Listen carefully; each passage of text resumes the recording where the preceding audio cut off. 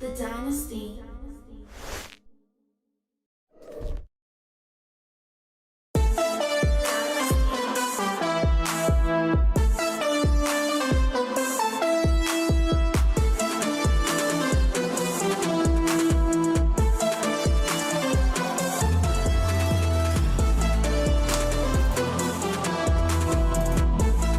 Yo, how we doing? How we living? How we feeling? How you mama them? It's your boy. How y'all doing? How you feeling? I just wanted to play that again because I like it.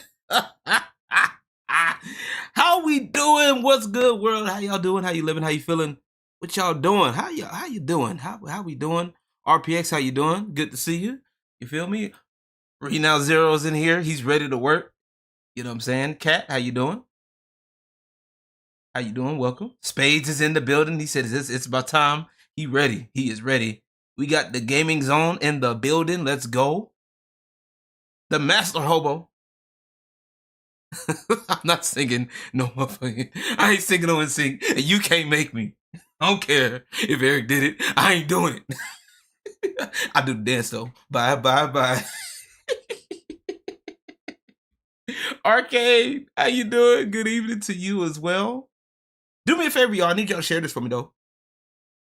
Happy Friday Eve to everybody in the building. We in here. We live. We doing things. You feel me? I need y'all. I need y'all to shoot me a favor, man. We gotta get it up there. You know what I'm saying? We up there. Give me 1 second. I'm over here. Told y'all it was gonna happen, and we about to make it happen. You feel me? God's bad karma. How you doing? How you doing? How you doing? How you living? How you feeling? How you mama them? I forgot. I'm doing stupid stuff today. You know, stuff never goes right. Sometimes, you know, if you're not Emily Kruger, how you doing? If you're not a Twitch streamer or a YouTuber, if stuff doesn't go wrong while streaming. Oh, we're all doing good. We're all doing good. I'm not doing nothing. You feel me? Ladies and gentlemen, we got a special guest in the building. If you can't tell, right? We got a special guest in the building.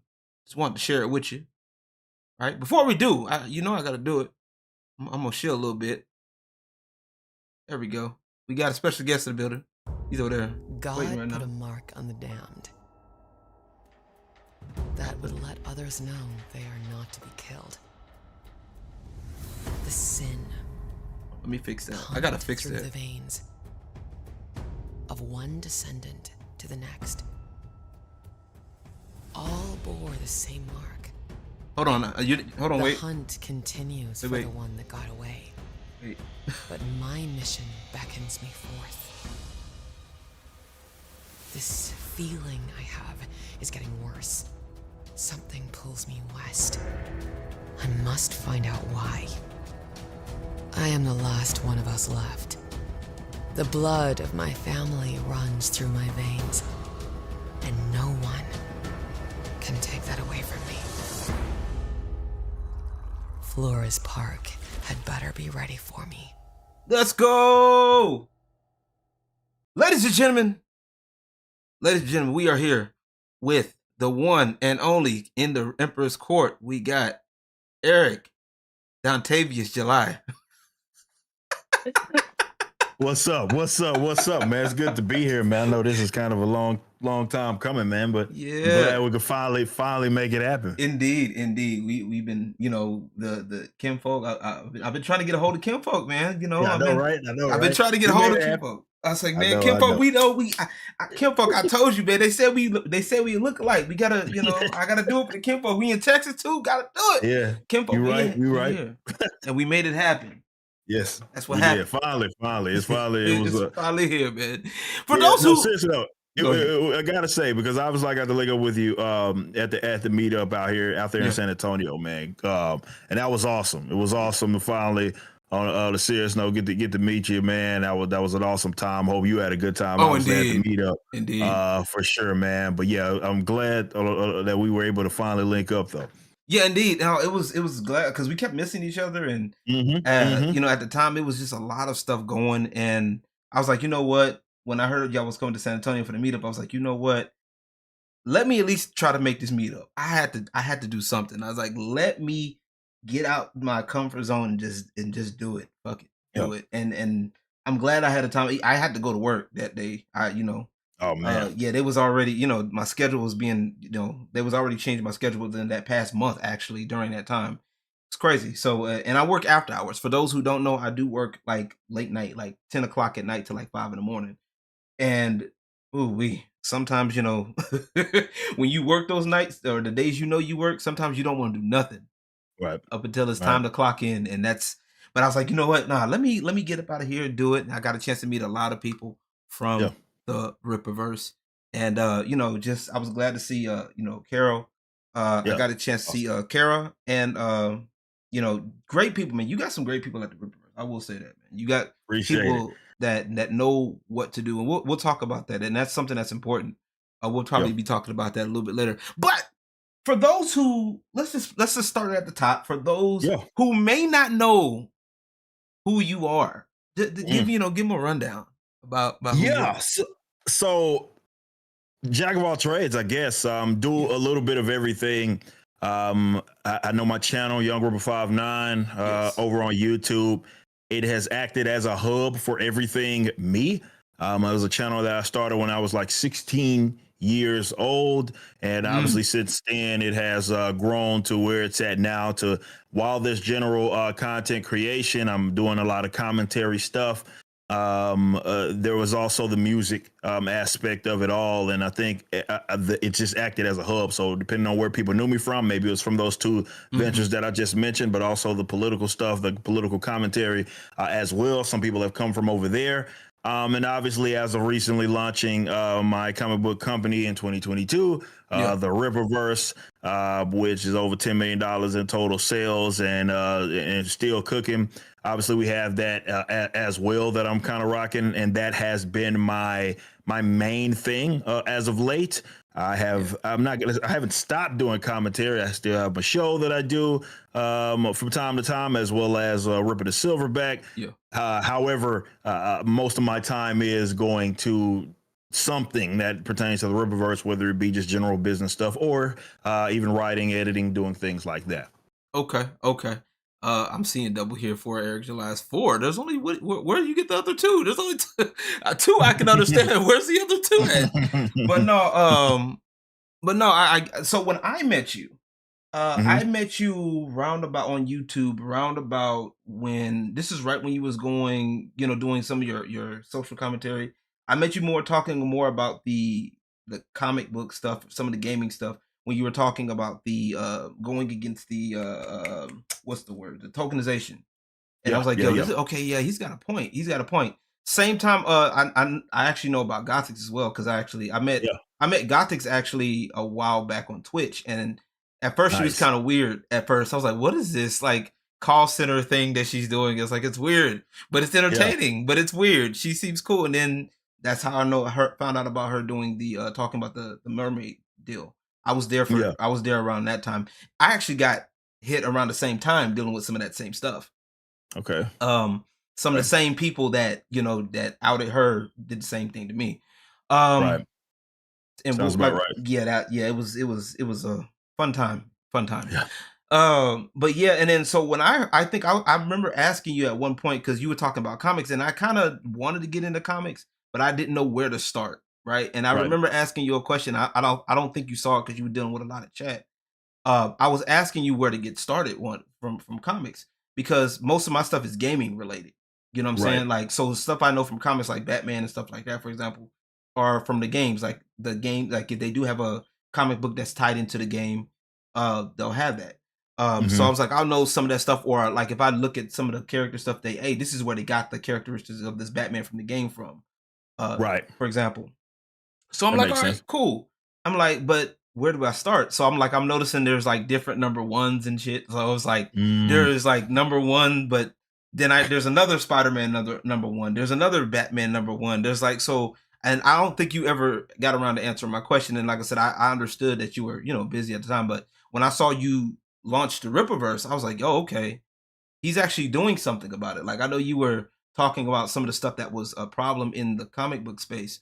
And you was like, and I saw you did the Rippaverse. He's like, you're actually doing something about it. So I was like, yo, this is crazy. I'm actually in for this. Let's do it. Like, let's go. And who would have known about a couple years later that we will be 10 million in. Crazy. That's crazy. It is. It's ridiculously crazy.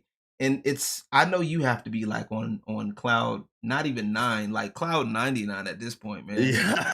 You have to be. I am. I mean, to be completely honest, absolutely I am, because I didn't launch it with the idea that was ever going to be the case. And if it was going to be the case, I thought it was going to take me like maybe decades to get to the point to where we're at right now. And it happened quite literally overnight. It just exploded, right? And my life kind of just immediately changed there. And I had to put even more resources into this, take it a little more serious. Not to say that I wasn't taking it serious before, but it's one thing to go into it like, I'll sell a few thousand books, hopefully. But Lord willing, if I'm lucky, to selling tens of thousands, and then having to account for all of that. It just, everything just fundamentally changed there. And it's awesome to see that.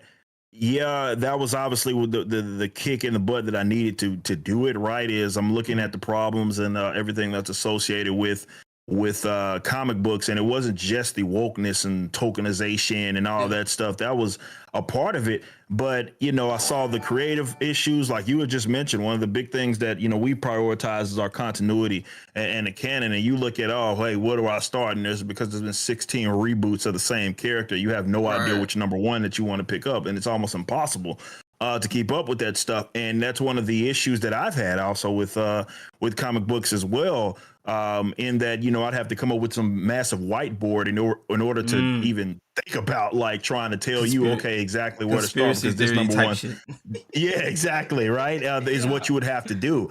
But Yeah. now with the Rippaverse, you know, you have this universe that people are able to kind of gravitate towards and enjoy, and they're getting here at the ground level. But it's also a commitment to the creators that are here, Yeah. that we want to make sure that we're keeping that in line. Look, we're not going to be perfect. We don't anticipate that everything's going to be perfect. Right, But right. I think once if it's at least considered, and it's a main part of how you're building your universe, it's going to be a lot easier to keep up with if you just treat it like a free for all. So yeah, those creative things that you had just mentioned was a very much it's very much a part of the Rippaverse, and why we do what we do. And I'm just obviously blessed to be in a situation that I'm in, where the audience responded in the way that they have. That's a good thing. Before we get there, we got a super chat here. I wanted to get this one. This one's from Yellow Flash 2 with a 199. He says, "Don't lick urinals. It leads to a dark path."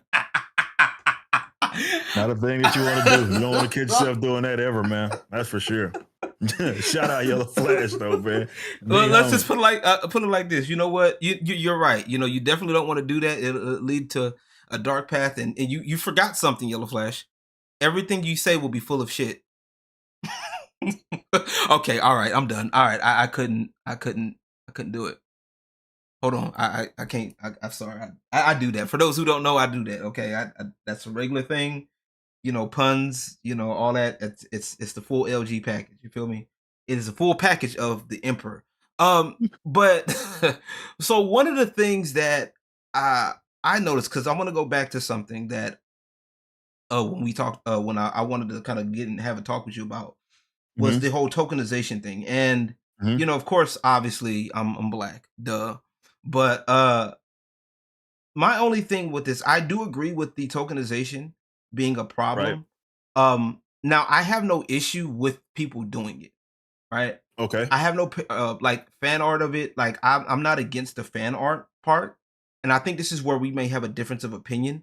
Because from what I understand, and correct me if I'm wrong, you believe that all of that is just dumb, especially when it's done to established characters, right? And for the most part, I for the most part I agree with that, right? So, but like if you're doing it as a fan art thing, and to me, this is what the intent. I think that's different. I will say that's like an actual fan, Yeah, like an actual fan doing that just to like do it and nerd out about it. I mean, I don't see any harm in that. I mean, I think where the actual issue is when you have the actual publisher or the IP holder that unfortunately utilizes that as like a go-to, a crutch, instead of like creating new characters and things like that. I think that's, and you are or have characters that are already established. Like we have not seen a Static Shock.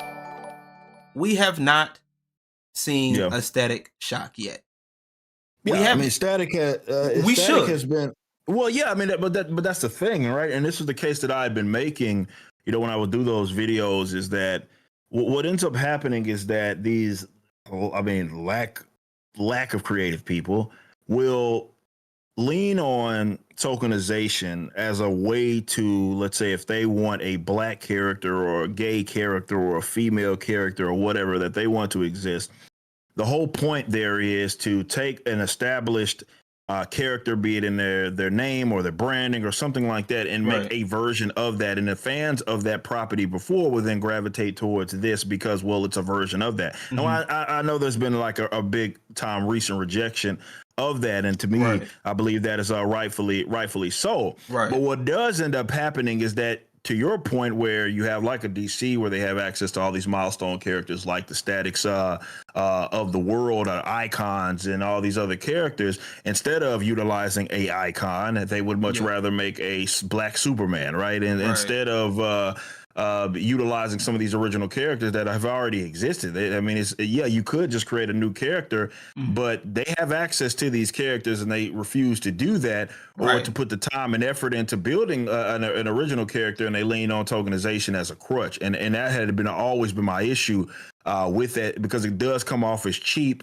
for sure, and they don't actually I don't know, it shows like a lack of creative spirit for sure in order to do that. Agreed. So I do have a super chat here. This one's from Judo Joe Black, another 199. I appreciate y'all. Appreciate the support though. It really does mean a lot.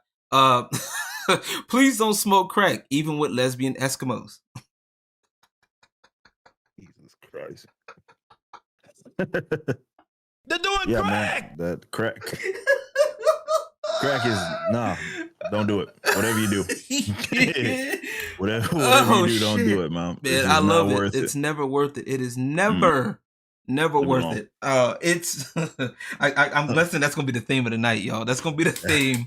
That's gonna be the theme. I'm sensing a theme here if we're gonna go for it. But I do now back to the point. I do understand and I do agree that there has to be a level. When it lacks creativity, you can tell. Like when it's done in a spot where somebody's just starting out, where somebody's Mhm. just saying, "Hey, I really do like this character, but I really want to have this. I just want to do another version just because."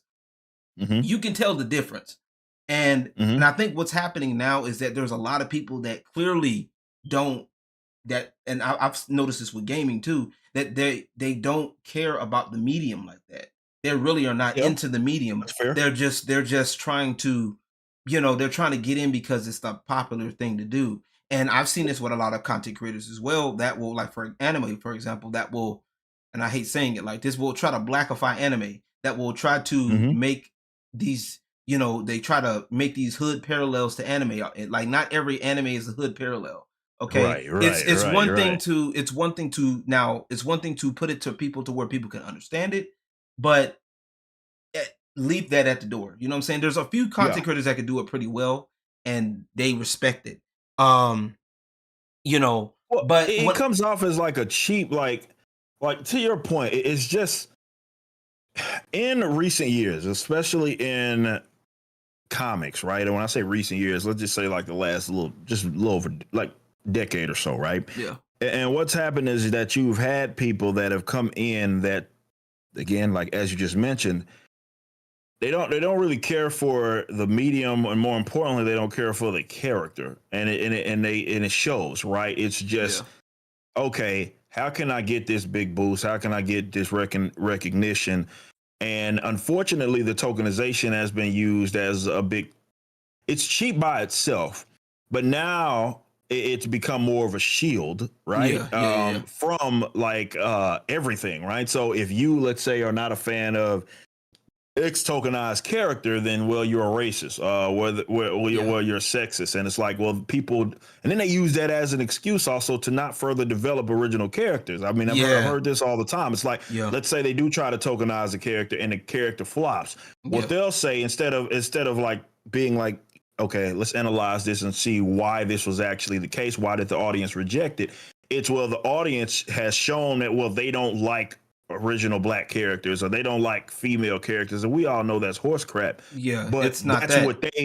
that's what they take that failure as, right? Right, And right, right, and right. again, they don't process that information right, and I do think that shows the kind of lack of I guess that disconnect between creators of said property that don't seem really truly invested in it and the fans or customers of that property. They don't seem to know what they want, and that always makes for a bad situation. Right, and I think you made this point. I think on one of your videos a while ago, where Mhm. you were talking about where the CEOs are in a different spot. Like they don't necessarily know they're too Right, busy working and keeping the business afloat to kind right, of really know what's going on with the people, right?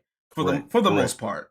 And so now they hire these people that are in place that claim to know, right? They look at the credentials of these people, and these people seem to have the credentials that they're looking for, but they're basically perverting the the IP basically. Right, They want to right. put their own ideologies, and ideologies we've seen ideologies like that with a lot of other Mhm. cartoons. There was a couple of cartoons that were like that back in the day, for example, that were like somewhere along the lines of what is it? I can't remember the name of the damn cartoons. It was like Adult Swim type stuff, but they were like Mhm. bad, like like Velma levels of bad. But they were Okay, like, you okay. know what I'm saying? But like nobody would watch them. So that's why, and my theory to why they're attaching themselves to these IPs is because they already know if they do it themselves, that Absolutely. nobody's gonna fuck Nobody's with it. interested. Nobody's Nobody's fucking with interested. it. You know what I'm Nobody's saying? interested, and that's why they do it. They did. It's a hijack, man. It's what they're doing is they're taking these characters and they're at least knowledgeable on that, okay, if I did it by myself, it's not going to blow Yeah. up. But if I can attach this to a Spider-Man, a Superman, a Batman, or their world and their universe, people will at least give it a time of day, right? Right. Because if they created their own original content, we've seen what happened. Oftentimes, it does end up falling flat because again, these aren't people that are creative enough to draw any sort of intrigue to what they're doing. And that's that's the unfortunate thing about ideology, right? It just really blinds that creator because they're putting that above everything else. And look, when you are putting out a product or a property or whatever you want to call it, when you're putting that out to be sold by a customer, whether you know it or not, and no matter how high and mighty you might think that you are, you have to appeal to them. You have to appeal to their interest, right? If it's just appealing to your own individual interest, in other words, like let's say whether it be ideological or political or social, whatever it may be, it makes for just a bad character or a bad property, and people utterly rejected. They may give it a time of day if it's attached to a major character, but for the most part, you see that they'll just absolutely reject it. And look, it's not easy. I think I talk about this all the time with like the independent stuff, in that look, there's going to be a lot of people that give this thing a shot and find out that maybe they're not cut out for it. That I don't think that's why. I don't think that should deter people from giving it a shot. I just think that that's just a reality, and we've seen that even some of these guys cross over from the mainstream and realize that they're not as big of a draw as what they initially thought that they were. Especially a lot of the social justice left, and they try to do their own things, and then it just falls flat. And maybe they got to go back to the mainstream to try to run some property into the ground because that's the only way that they can get paid. And I think this is why so many folks. Boring. They're like as say I need to have that sound clip. You're boring. That they type are boring. They for sure are boring, but I think that also speaks to why they're so protective, whether they know it or not. It may be subconscious, but whether they know it or not, they're very protective of the mainstream industry, and I think that's why. It's that they kind of, whether they might not admit it, but they understand that if this thing went away, it's almost like welfare statism, right? If this thing went away, they know who's funding their ideas because they can't fund it by themselves. And the people don't want outside to fund it. of it. Yeah, and the people don't want it. And the people don't want it. Yeah. So, but at least when you tie it to a major property, you at least have that baked in audience that even if they're like, this sucks, they'll at least give it a shot. Whereas in the independent sector, you don't have such a luxury if you're coming up with something that is just fresh and brand new. Right. Okay. I got a quick super chat here from Theo Lee Ronan. One of the people from our community, man. Shout out to Theo. He said, Eric, hit your best in the chair money dance. In the chair, man. Your best money dance, man. When you know you getting money, when you get on your computer and you check your bank account and you know you getting money. You know what I'm saying? Oh man, I don't know what that dance. I have no idea. Maybe what that dance like. Teach him how to Dougie. You know what I'm saying? Maybe that would actually be the go-to, or like a Cabbage Patch or something like that. Because you can never go wrong. You can never go wrong with that. That'll never go out of style. But nah, man, like, see, this is the thing. This brings up a great point about like celebration and seeing the money. But I think it's CEO, because I wanted to touch on that because you brought that up. And I think it's a great segue because you're right. With mainstream, I've talked about it a million times. Mainstream, often what happens is you have a CEO. Do you think Zaslav, who is the CEO of Warner, is keeping tabs on what the hell Ryder is doing in DC? Of course not. It's so far removed from that, and I think that's what's missing. I do believe that the people that, especially in these creative fields or with these properties like this, these IPs, I do believe that the people that either own them or the main shot callers on their boards need to be people that at least have some skin in the game in order for it to return to form if it's ever going to do that. Right. These are mega corporate. There's a corporation that owns the property, and then there's a property like you got DC, and then there's between DC you got Warner and Warner Bros, and like it's a Megatron of debt. So it's a problem, right? So of course they're gonna feel detached from it because they are. Realistically, they are detached from it. I do believe that the independent sectors, however, that's an advantage that you have. And like a person like me, and I'm so connected to the creative aspect of the company, despite being the owner of it, I have my hands on it. Yeah, we have other creators that obviously involved in it. We got the Chucks, the Saskas, everybody, creating Carol, Andrew. I wish I Right. was able to meet them because I was like, man, Uh, I know they would have loved my idea. I would have loved to work with them on like on a movie on a side tangent, man. I was just like, yeah, because yeah. I know they do the movie, and I know they did That's their thing. their Yeah, thing, the horror movie for a while, and I had like saw what they did, and I was like, yo, that would like since I work in the strip clubs, I was like, yo, that'd be dope to actually right. reboot that idea and actually kind of like, yo, that'd be dope. I was like, yo, that'd be crazy. Yeah, yeah, What was yeah. that movie? Quentin Tarantino. What he did with what's her name? With the Aztec pyramids. What is it? What is it? I can't remember the name of the movie, y'all. Someone in chat probably bring it up. Chat. If y'all remember, y'all know which one I'm talking about. Y'all know which one I'm talking about. I forgot. It was with Salma Hayek. You know what I'm saying? Um, it was So, Salma Hayek. I can't remember because I know he worked with her a lot. He was worked it with her a From lot. Dusk to Dawn? I think it was. Yes. Yeah, Yes. okay. Yeah, we can do something like that. That'd be crazy. You know what I'm saying? From Think of Dust to people. Dawn. Think of Thank people. you. But again, like it's the that's what you need, right? You need Yeah. the creatives that are part of that, again, the creative process that also have at least somewhat of a business bone in their body and are able to at least help facilitate. It doesn't mean they need to rule it with an iron fist, but Mm, they at least need to be connected to it and feel like they have some skin in the game. Otherwise, you get like an absolute free for all, which I think is what it's felt like for the mainstream for the most part. And again, it's like when you have such a mega corporate structure like that, yeah. it's impossible to pivot. Even when they do have some bad ideas that are dead on arrival, it's You very gotta go difficult to through it. pivot that mammoth, man. You got to You go gotta through go that through whole it. cycle, Yo. and there's hardly any way to like return a form based on that. But also the incentive is there. Like, come on, I mean, it's Warner. They have a Yeah. million other properties, and it's like they can afford to. Well, they technically can. They are in debt, but They can generally afford. speaking, right? They can afford to. Yeah. Yeah, Yeah. they can afford to take an L here and there, whereas to an independent can't. So they're going to be Right. really, really mindful on what returns that they're getting with whatever they are producing. So I got you. We got a super chat over here from the Gaming Zone with a 5. He says showing support to my blickety black brothers. Cause we shout black, out, y'all. Cause we yeah, black, y'all. Yeah, black you know is what I'm black saying? and I'm black. Yeah, Big shout out to the mods in the building. You know what I'm saying? Mods over here cleaning up because we got a couple of we got a couple of people in the building, that want to, run some stuff. And y'all know I don't play that. So sounds about right. y'all know I don't play because I cuss you out. Okay. You better be lucky I got company. Okay, I cuss you out.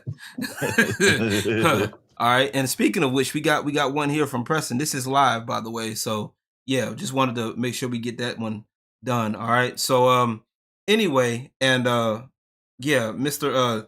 Somebody who they call me the Niobe Slayer on a random they call me the Niobe Slayer because I whoop him in Tekken. I'm a Okay, Tekken man. I'm a Tekken man, so I'm a fighting I game man. respect. I So respect. somebody wanted to run their mouth and said they was gonna beat me in Tekken, and I pulled up. You feel me? And they got their asses whooped. Yeah, you're a fight game guy. Yeah, They got that's their an asses interesting. whooped. That's an They, interesting thing to that, test a guy that's what he does. yeah, I it's mean, like, hey, why do that? you run your mouth. Hey, I'm like, I Hmm. don't mind if I lose, right? If I lose, I lose, right? But my thing is, don't do like, please, like at least put up a challenge. Like, dude didn't even put up a challenge. Anywho, but yes, I appreciate it though. I appreciate the super chat. Appreciate everybody coming in, having a good time. But no, I honestly think at this juncture, when it comes down to creativity, um, we this should be your story, right? And you would think this is the biggest thing that I didn't get with a lot of these people that were attacking you, especially like the Hmm. left leaning people.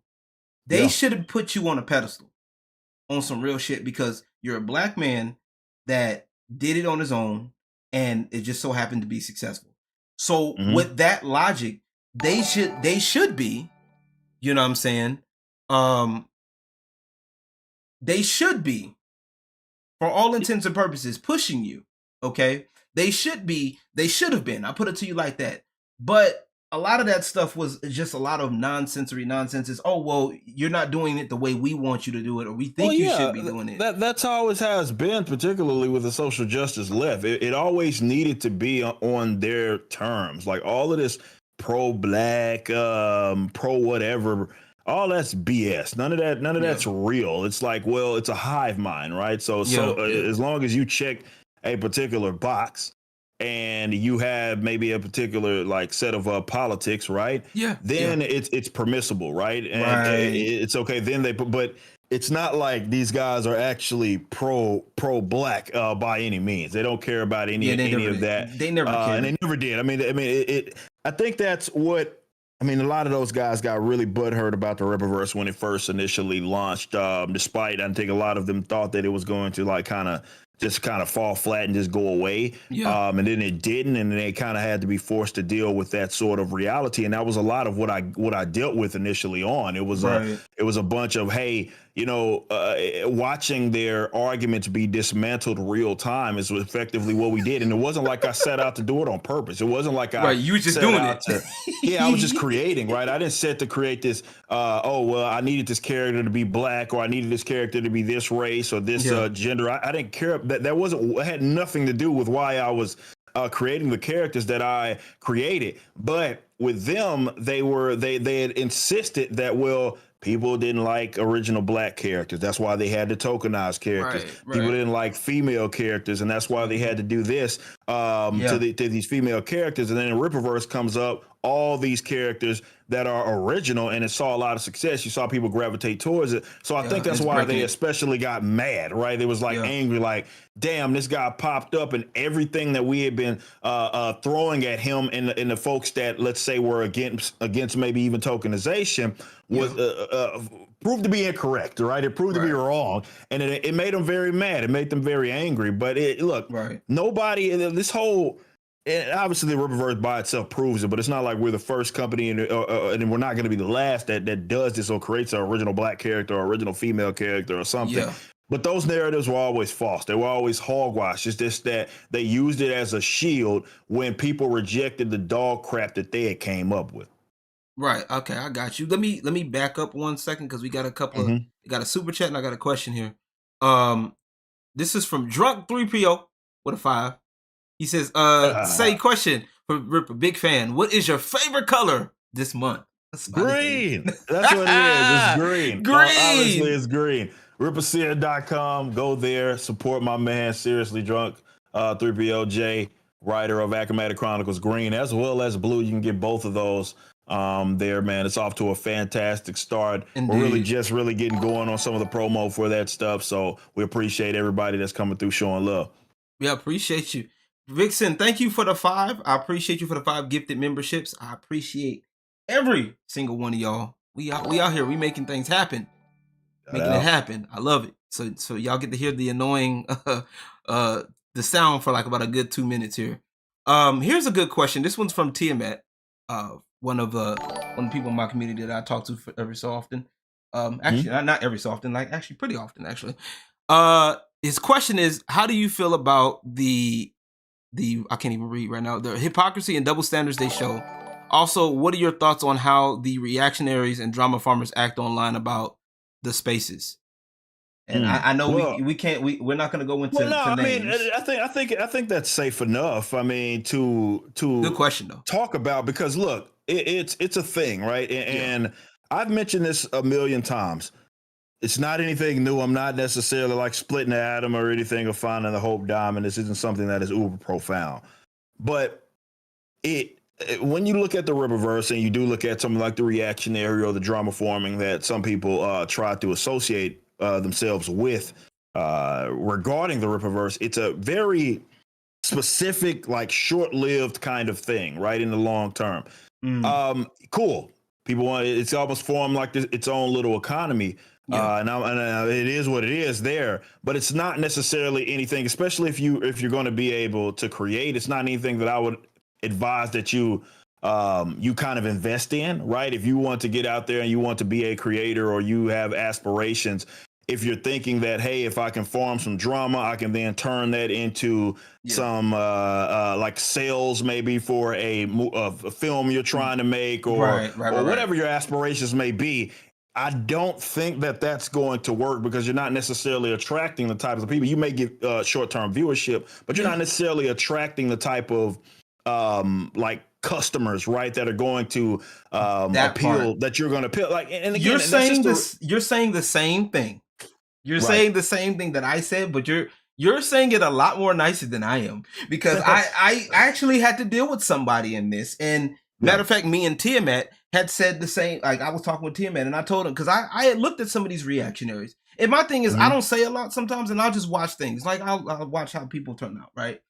And like I said, people gonna talk. It is what it is. I've had my share of people, talking or whatever. Yeah, it's inevitable. People It gonna is say what they're gonna say. You can't avoid it. Yeah. Right. And once we get over that, the better, right? But I don't like when people start making up shit and like start lying and taking what I said out of context. And that's the thing. Like, when you get to definitely in a position that like I'm in, right, where it's like, look, none of this engaging in this goofball stuff, it's not conducive to where I want to be as a company. It's not a good use of my time. But yeah, I get it. Like, I get where you're coming from, because you're gonna get those because they're stuck in this loop where they have to like form content, right? And they gotta make stuff up, and right? They can't do nothing. Have to make, so and that's all they can ever do now. So even when it's not there, they have to try to find something, and they gotta lie, and they gotta make stuff.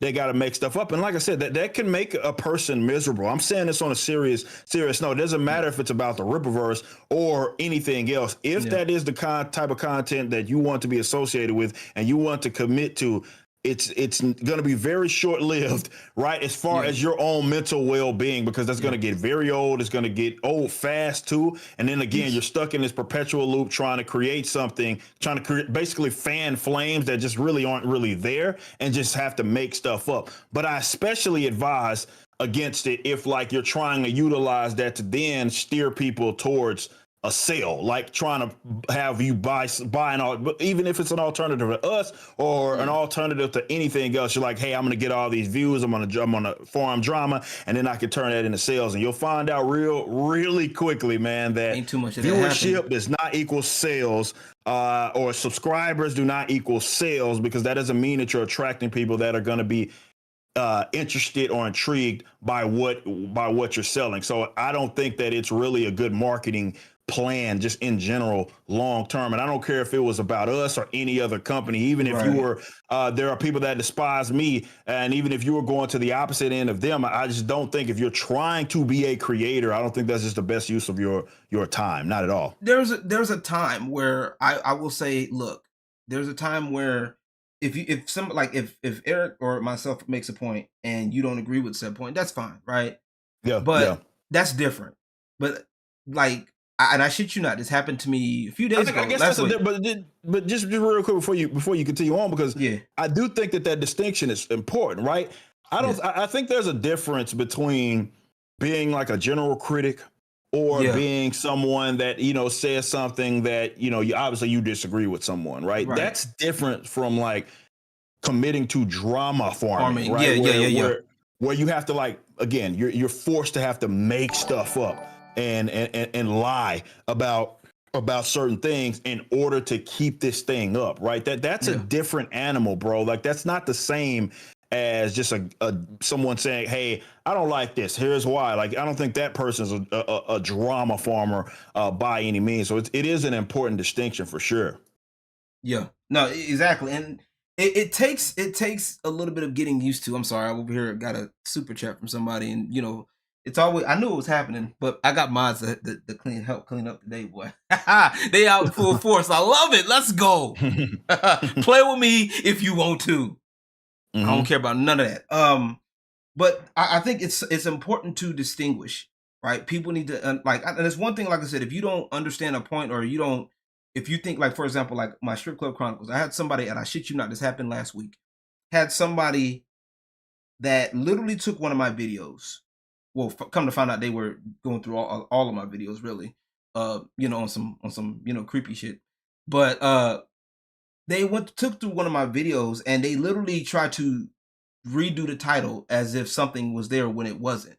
And if you actually watch the videos, you would know that it wasn't what it was made out to be. So when you have people like that, like I said, you're saying it the nice way. I'm gonna say it like this: the drama can only go so far. Most of these people that do drama, at the end of the day, from what I've seen, they have little to nothing to offer. You feel me? Yeah, You know what I'm it's saying? boring content. Like they have nothing to offer. They have nothing external. They're not working on, they don't have any other books that they're working on. They don't have a game that they're working on. They don't have music, even at least with the drama farming, people used to do music, you know, connect that to a album or some shit. Yeah, I'm gonna diss this guy to try to get some sales out of it. To get this track going. But like, yeah. at the end of the day, it's not, they have nothing. And I'm sitting there looking at this stuff, and you can even see the pattern. If you look long enough, all you got to do is take a couple of steps back. You don't even got to say nothing. You can just sit up here and look at some of these people. And I'm sitting there watch some of these people that have gone after you. Some of them have made their brand. They've pivoted. They used to do things like wine testing or some shit. And now all of a sudden they know about comics and shit. It's creating a little economy, man. They thought that. And again, like, look, if that's what someone wants to get invested in, I just don't think that's the move. And you're going to put yourself, and definitely if it's something that's going to make you unhappy in the long run, which is really what I think people should be focusing on there with their mental health, because it's like, okay, it's a wave, you're wanting to ride it, right? And this isn't something that you're genuinely interested in. You just thought it was something that could give you some views, right? Or give you some, whatever you want to call it. It'll be cool for a second, and then you get to year 2, no, you get to year 3, and then you're like, okay, this has become mundane, and it's not anything that you're actually interested in. And look, I say this from experience, man. At some point, if you do take your job serious as a creator, because I get it, some people, they're not doing that, right? They have zero interest in creating, and I guess for those guys, they're going to try to drama farm till the wheels fall off. But if you are someone that actually has something that you want to do, maybe there's an end game that's associated with, again, you want to create something, you want to create a game, you want to make a movie, you want to make a film or whatever. I think you're going to have a lot more. Your chances are going to be better in producing some sort of long-term success if you're actually focusing on just being the best version of you and actually getting out there and creating. And you'll find you'll be too busy to drama farm. Anybody that's taking their job serious is going to be far too busy to drama farm. If you take it serious, if not, then if it's a hobby or whatever, then maybe you have all the time in the world. Right. No, I get that. I get that. And I wanted to make that distinction clear, because maybe I've been saying it and folks be thinking I'm talking out the side of my neck or whatever.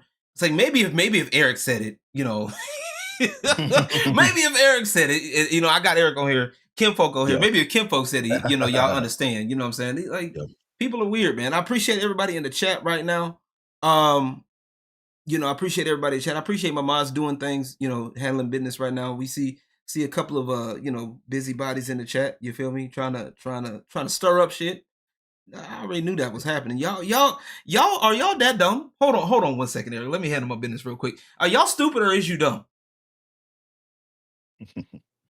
Don't take that long to answer, okay? Think about that for a second and come on back for me. All right. So let's not play that game. Y'all forgot. Okay. I've watched how y'all move. Y'all move like y'all move like a pack of women, okay?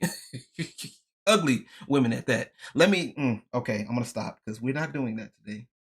I was told I'm gonna be saved today. I'm gonna be, yes, Lord. The Lord is my shepherd. He know what I want. Let me stop playing. No, I'm joking. But so let's get to something, right? I'm gonna pivot a little bit. I want to pivot something. Music. So I played the bye thing. So I had to do that. Before I get into the music, I want to tell y'all, Blood Roof is for those of y'all who haven't got your copy of Horseman. I haven't got my copy of Horseman yet. I was I had to get my car fixed.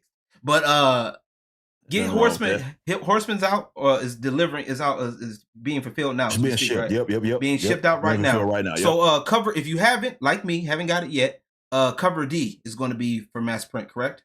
Yes, cover D. Yep, you'll be able to get that. I think we still have some cover Bs left. Okay. So those are the two covers that I believe are available, are cover B and cover D. But either way, even if it will never sell out of D, that is the mass print.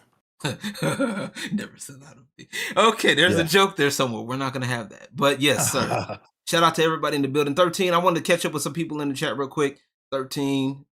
He's been talking in the chat. I appreciate you. Reno Zero, thank you. Appreciate y'all. Judo said he got his Master Hobos over here doing his thing. Tiamat in the building. Vision, the homie Vision. one of my local artist friends here in the building doing his thing. We're gonna be talking about some music in a second. You know what I'm saying? Yeah. And Master Hobo asked me a good question. Do I keep the money when the haters get booted? For the most part, yes. For the most part, yes, unless they charge back. You know, like little hoes. But anyway, we're gonna get that going. Anyway, we're gonna not worry about them. Let them keep going. All right. Anywho, so I want to talk music because Yeah. I want to talk music. I want to talk something, not just let's get simple. Let's start simple with it, right? Mm-hmm. So, what made you pivot from doing just rap music to saying, "Hey, Yeah. I want to do fuck this. I'm doing rock instead." Well, so obviously where I was from South Dallas, Oak Cliff area, and being in that environment, obviously, even though I'd always liked rock music, definitely even being from DFW, you got Pantera and everything out here. It was easier for me to perform, and it was going to be a lot more digestible for the folks that were around me, obviously, to perform rap music, right? So I did that, and that was pretty much what I did all through high school for the most part. It really wasn't until I got to college where, even though, again, had the talent, could scream, could sing, but I didn't start like joining bands and stuff until I was like, again, 18 years of age. And, you know, definitely being out there in Memphis where I got to, you know, that was my first big time being around like definitely a lot of different cultures, right? Because, you know, you going to a college campus or whatever. Definitely out there. And, you know, so that was kind of how my journey started. And believe it or not, when I first started getting in bands, I was only, if I was doing vocals, it was only backup vocals. That was during definitely the synth age of like metalcore, where people would have these keyboardists essentially, like during the late 2010s or late 2000s, early 2010s. Right. So that's what I was doing initially. It wasn't until, you know, I started like it was probably like maybe 2 years into doing all of that where I like started doing more vocals, and then obviously became a front man. Right. That was when I started doing all the covers and stuff on my YouTube channel. And yeah, that's how I kind of transitioned into like doing that type of music. But again, when my entry into that was, again, I was on the stage playing the keys, and I do backup vocals every now and then. But yeah, it was just it was environment, right? It's like being it ain't a whole lot of definitely in that area of Dallas, ain't a whole lot of cats gonna be responsible to metal music, man. They're not gonna do that. The metal. That's not what they were interested in. But I am glad, even though, you know, that wasn't what I had fully committed to. And yeah, in Backwards, we do mix hip hop elements for sure into it. I'm glad that I came up in that culture, because that was the era of, especially in Texas, right? The era of like that mixtape era selling, was massive. And that was the era that I came up with. And I learned so much just about business, like creative business during that era was it was easy to learn and easy to pick up on, because that you had that element that was really, really prominent in Texas during that time. So a lot of what I learned translated into how I approach business even 10 years down the line with the bands that I've been a part of, and even with some of what we do with like the Rippaverse, because there is a lot of correlation, right, between not necessarily correlation. It's just that there are a lot of similarities, I guess, to be more accurate, with how the music industry runs as well as the comic book industry. So I picked up just so many nuggets though coming up in that like rap scene in Dallas during that prime mixtape era. So I don't regret it by any means. Okay, I got you. Okay, so now I know that prime mixtape era. So the most popular video, I double checked, the most popular video on your channel right now is the Teach Me How to Dougie joint. Yes, correct. That is crazy. So I'm assuming that's because you helped come up with that dance, correct? Correct. That is how, and I don't get to talk about this a lot, so I'm glad you asked it. Yeah. So I'm good. See, I'm good. This is how I know I'm good at what I do. Yeah. God So damn. the reason why, so what happened out of that, for people that don't know, that Okay. dance, even though it's like people look at it more West Coast as far as the popularizing of it, Yeah. it is a Dallas dance, right? It No, is it's southern. It's southern for it, sure. Dallas for yeah, sure. it's a Dallas based dance, and this is why Smooth says in the song, "I'm not from Dallas, but I D-Town Boogie," because that's the Yeah. original name for the dance. The name of the dance was D-Town Boogie. That was the name of it. And I was one of the guys that obviously helped popularize that dance, specifically on YouTube, right? In doing all that. This was pre Teach Me How to Dougie. This was like, I mean, you're talking 2006 era, right? Me and a couple of other bros helped popularize that. So I remember when they were recording that, Smooth they had reached out to us out of respect, right? And was like, man, we want to do this song based on this dance that we had seen y'all doing. Because by the time that they had got a hold of it, I mean, we had ran that dance was all over the place, right? Right, exactly. And they had reached out to us out of respect. My man's B Hemp, people that know remember that dance, Ricky Bobby, he was also a part of that. He was a part of that as well. They wanted basically as an homage, right? Yeah. To get us out there. Lil Will, the original song that my Dougie song, that was by Lil Will. He was out there as well. Yeah. And they flew us all the Dallas cats out there. And you know, they obviously wanted me posted on my channel, so that's what happened. And yeah, so that's the most viewed video because I helped popularize that. And I'm also in the music video, wearing the plaid shirt with the purplish plaid shirt, or whatever, with those Levi's, is me boogieing or whatever. I loved it, man. Like I remember when that era was a thing, man. Because I grew up in that same. Because I think how old are you? If you don't mind me asking, 34. 34. Okay, I'm like 3. I'm actually 3 years old. I think I just turned 36. Yeah, I just turned 36 in October. Yeah. So there you go. I'm a couple years older. We're basically from a similar era there. Yeah, we're in the same era. So like I remember, so I grew up in church. Like I tell the story often.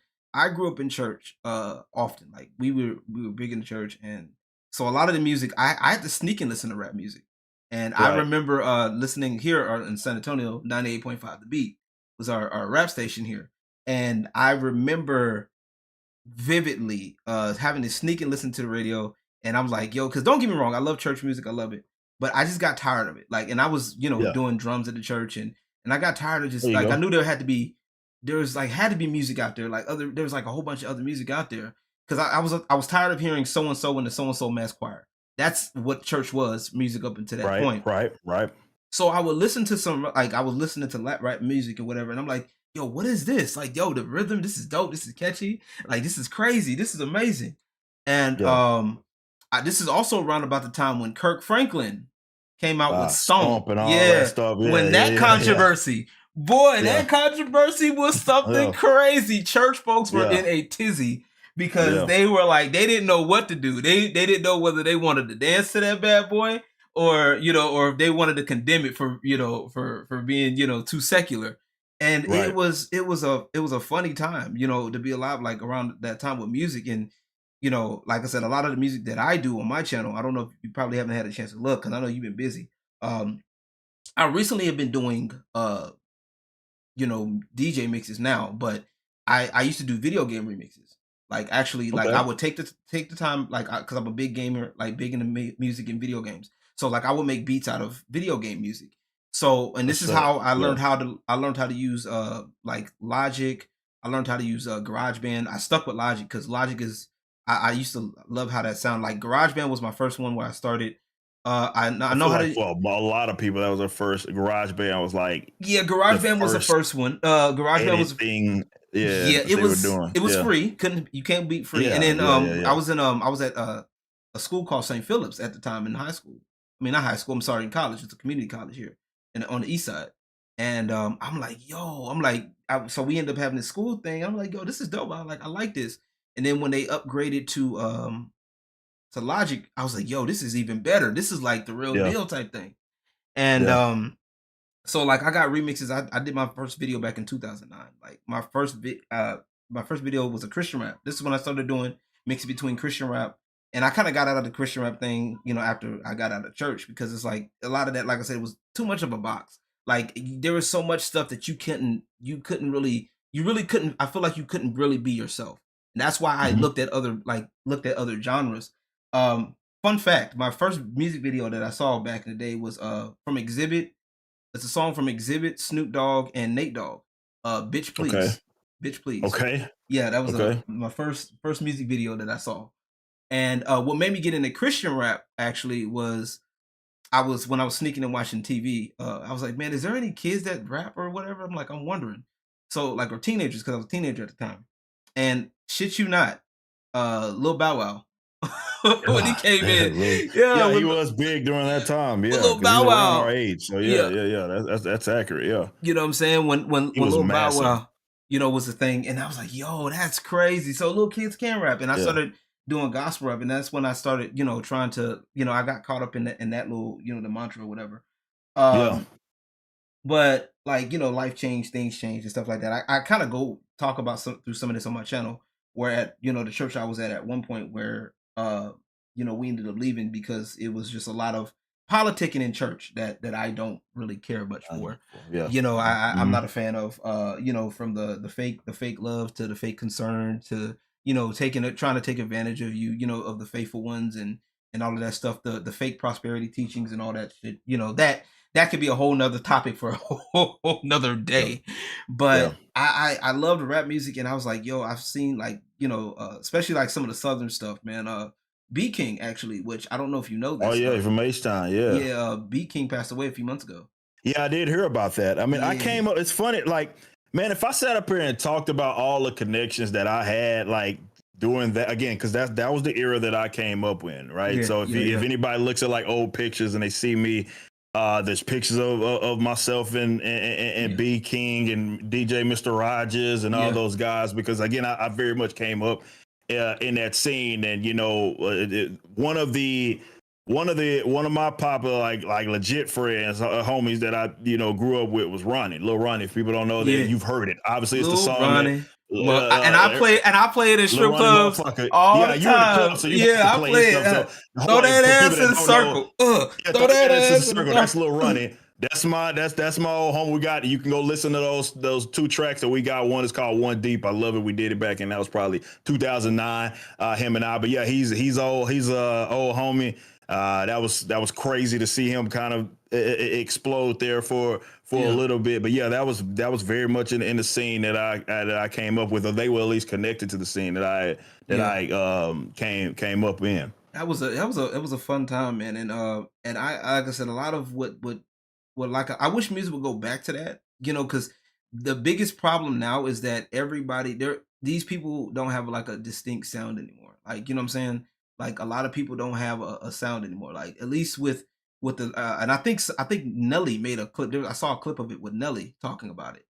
And he's like, I grew, I was with, the other hard hitters, people, and they were somebody tried to make a clip of him trying to poke jabs at him because he did this song, because it's all in my head, that thing. But at the same time, Tim McGraw, Tim McGraw type stuff, him. But at the same time, he's not wrong. These cats got like, what Nelly sounded well, like. yeah, he's one of the most distinct, and that's a great point. I think it's a problem with the genre in music. I mean, all genres for the most part. But yeah, during that era he came up in, I mean, it was you could now. Good luck telling a lot of these rap cats apart, because I couldn't. But back then, like you know exactly who Nelly is, right? He has a very who Nelly distinctive was, sound. DMX.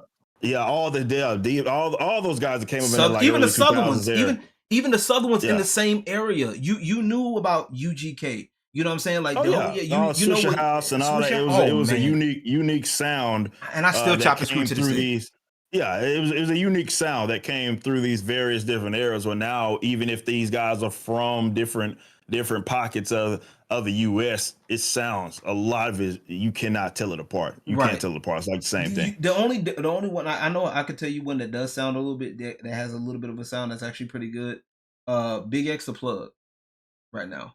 But ain't he from Texas? He's a Texas boy. Yeah, that's just another Texas guy. You know what I mean? Like doing a Texas like older, like, because I've heard some of that stuff. It's just I could see DSR from Dallas. I think he's from Dallas. DSR from Dallas doing that 10 years ago, right? That's why it sounds unique, right? It has that unique sound, as opposed, because that's unfortunately what ended up happening. Like post that that late 2000s, early 2000s era in Texas, where all these guys had these unique sounds, where everybody was trying to bite off of what Dallas was doing. Yeah. Now you had guys that were coming up out of the Houston area and Dallas area, even, that were sounding like all the other cats, right? And there was all the other cats that aren't from here, for that matter. And it started to blend in, and it's like, where's the uniqueness, man? And that's a big reason why I have a lot of fun with doing different genres, because I get to mix up these different things to try to create a unique sound, and that's fulfilling, because I just can't stand it just sounding exactly like someone else. It sounded like that would drive me absolutely crazy. Right, sounded. Hey man, you sound like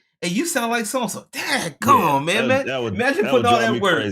Imagine putting all that work and just sound like another cat. Right, this just sound like somebody else. Even remixing, like. And I have no issue with remixing, right? So that's my thing. Is like I have no issue with those that remixing and stuff like that. Yeah. And matter of fact, I remember the era when Lil Wayne did remixes. It was so good, because remember when Lil Wayne did a remix of your track, it was his. That was it. He had that was it. When I was in high school, him and all that No Ceilings era, he had that shit on lock, man. That was crazy. If he took your song, it was an honor at that point. It was for sure. You was hoping that Lil Wayne would take your song and redo it and do a version on it. But that's for sure. It's crazy. But so when you're doing the music, right? When you're doing the music, especially with your band, like as of right now, what is the level of are you with the band right now? Are you like just an artist that comes in, lays the vocals down and leaves, or just vibe or leave, or are you with the production? Are you involved in any part of the production? Good question. This is okay. So the thing I love about Backwards so much is that everybody does like their job. Generally speaking, definitely in our genre, subgenre, like the metalcore, post-hardcore, you often have like sometimes the vocalist, oftentimes the guitarist, who for the most part just does everything, right? Even writes the lyrics for the vocalist, right?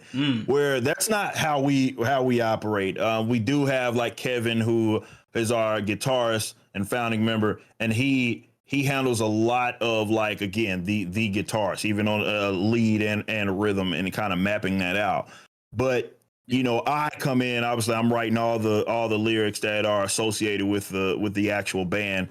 As far as what we produce, like I obviously, because that's what I was doing. I write, and I was ghostwriting for other people. I was the one ghostwriting for all the other bands during that era in the early 2010s. But now, definitely, I mean, because that's been our process. So it was a lot more isolated. It was like, okay, they come up with X thing, and it made for a great album. The first album was pretty much like that. Okay. Instrumentalists came up with thing, I digested it, and then I wrote my lyrics on it. I laid it, and then that was the track. Whereas I think, like, how our sound has matured a lot since then. Yeah. And We Will Win, obviously, that was a big track that we had released not too long ago.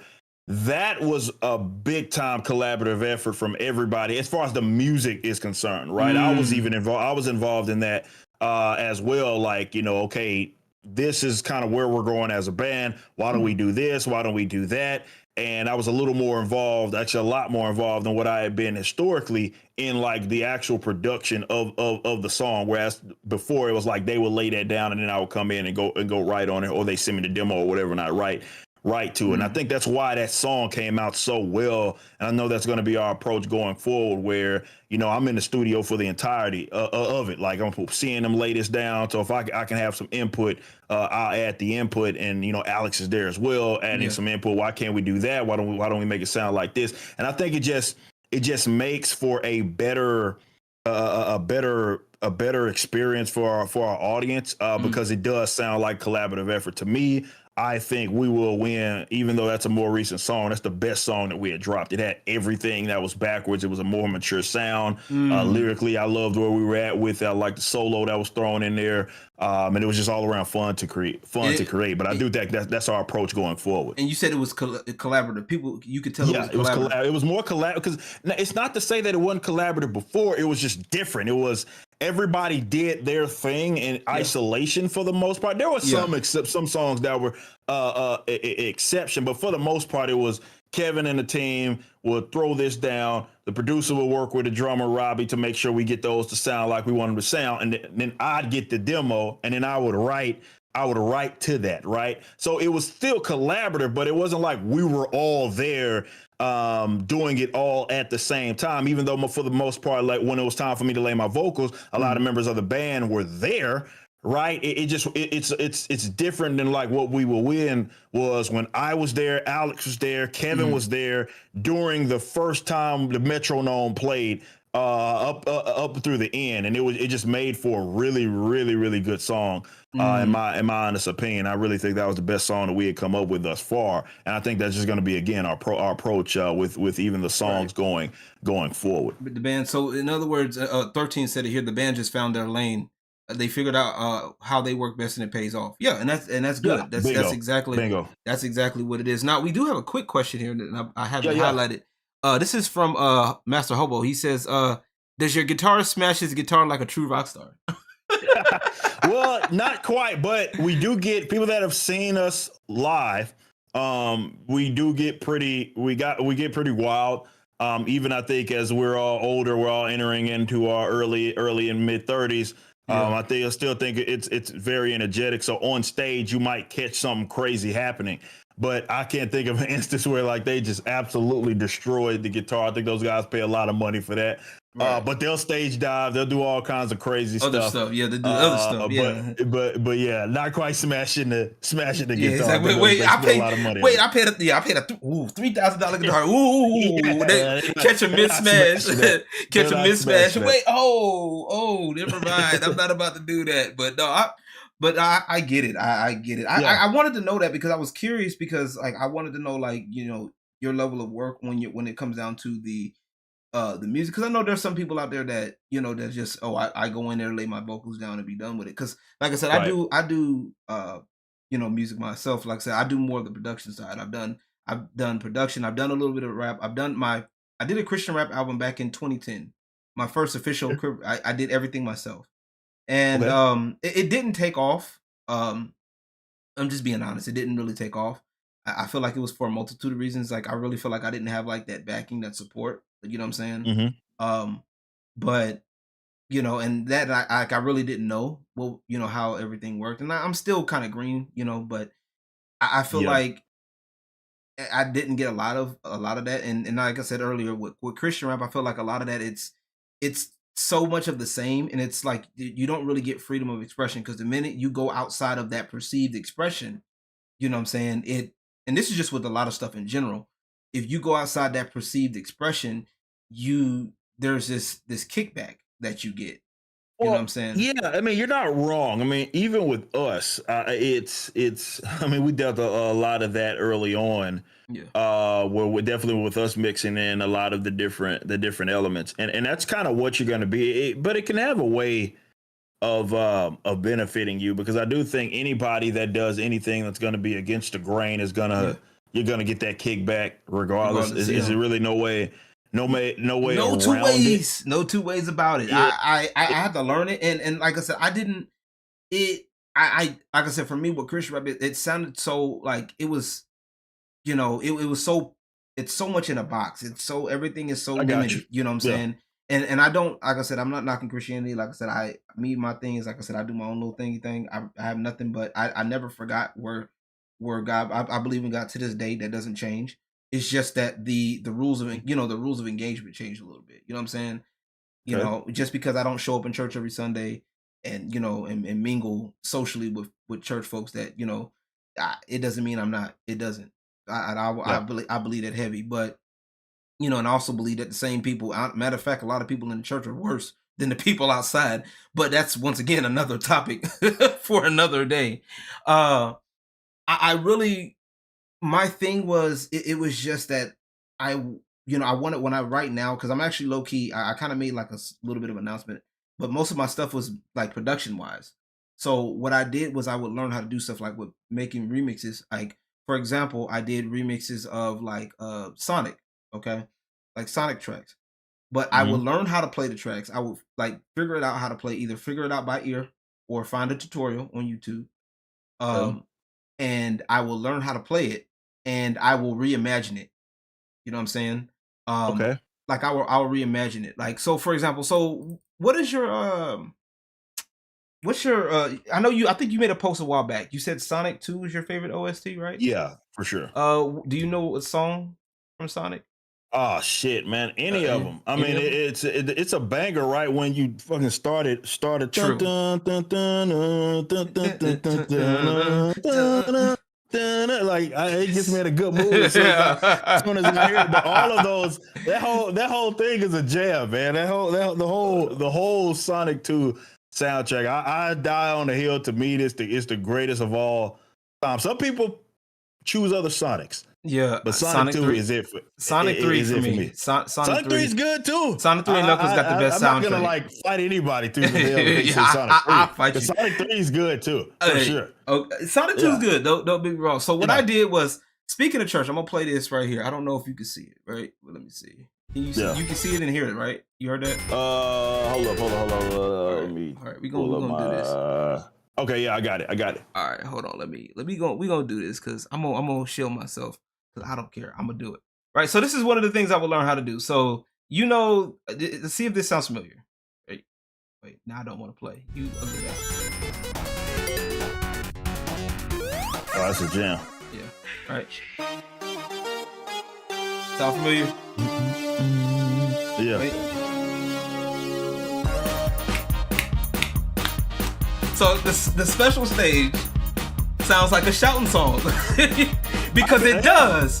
It does. There's think about it. It does. Yeah. There's several versions. Matter of fact, there's several versions of the song. One of them was like an older Sonic CD version that actually kind of went more in line with it. But I actually did it. Like, so I actually,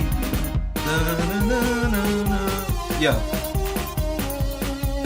just went in there, just have fun with it. You know what I'm saying? I'm not gonna play the whole thing, but you get the point. Yeah, yeah. Like, I literally. Cool. So how did you approach that? So you say you learned to play it. Like, so what I did was I learned the parts, right? I learned what they sound like, and I wanted to get. I'm using Logic. I wanted to use some sounds that were close enough to it. Yeah, that's okay. Yeah. But I wanted to make some original songs, like add other instruments to it. So like I have like a piano, I have an organ in here. Right. So, and even in this, right, in this remix too. So there's a part where I do the familiar part with Sonic, right? So watch this. And then I switch to the church stuff. You can hear you know what I'm saying? Yeah, that's sick. You know what I'm saying? And then that's really cool. This is the old video I added stuff to it, but then I added then I added the church part in there, you know what I'm saying? Because you know. And I can tell you, I was having a smile on my face doing this. You know what I'm saying? And having fun and just doing this because it was hilarious. It's funny. I never thought about it, but yeah, when you think about how it comes, it sounds like it sounds like praise music, for sure, organs, going off and people shouting and talking in tongues and going off. I never thought about it, but it does sound like that. That's a cool mix. Crazy concept, man. It's just like it's one of those things where, like I said, after dealing with what I dealt with, it kind of like, it took a toll on me for real. But one of the things I'm slowly but surely getting back is that the reason why, and that's one of the reasons why I've been so quiet on my end and just doing the things that I do, is because the reasoning for it, right? Why I love doing this stuff. I did this because I had a passion for this. I want to do this. I want to share my talents with other people.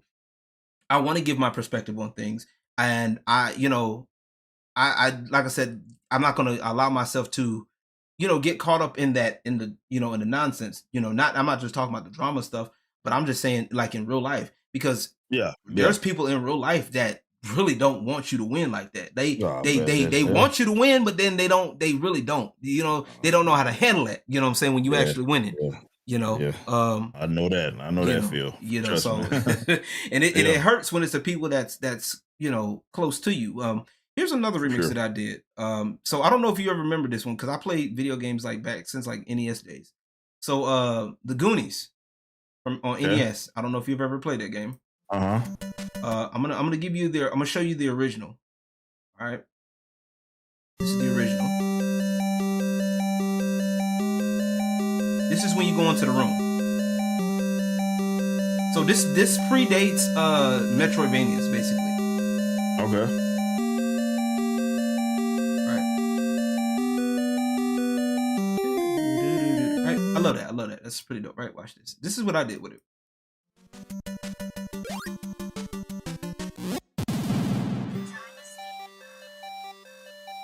Once again, I learned how to play this. This is no samples. That's cool that you learned how to play it. That's really cool. No samples. I even learned how to do 8-bit.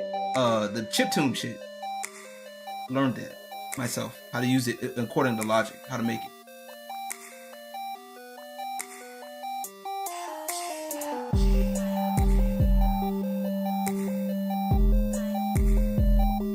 And then I'll add stuff to it. Like I'll start into it. It was just fun. So this was supposed to be cool moody. that you're doing it with no samples. That you actually like, figured out how to play it and you just put it to work. That's really cool. There's a few times. No, there's a few times I sampled. I only like because I used to think sampling was cheating. I used to think sampling was cheating, but I want to show you. If that was the case, I mean, so much music, man, these days is sampled, man. So it's like almost all of it is. I feel like it. Right. Exactly, bro. All right, I'm gonna try to see if I can do. Yeah, this one. Here we go.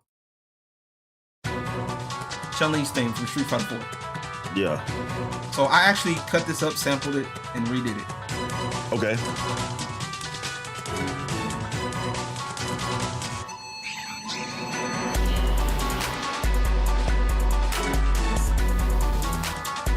How old is this? Goddamn. How old is this? 11. Sheesh. I'm old.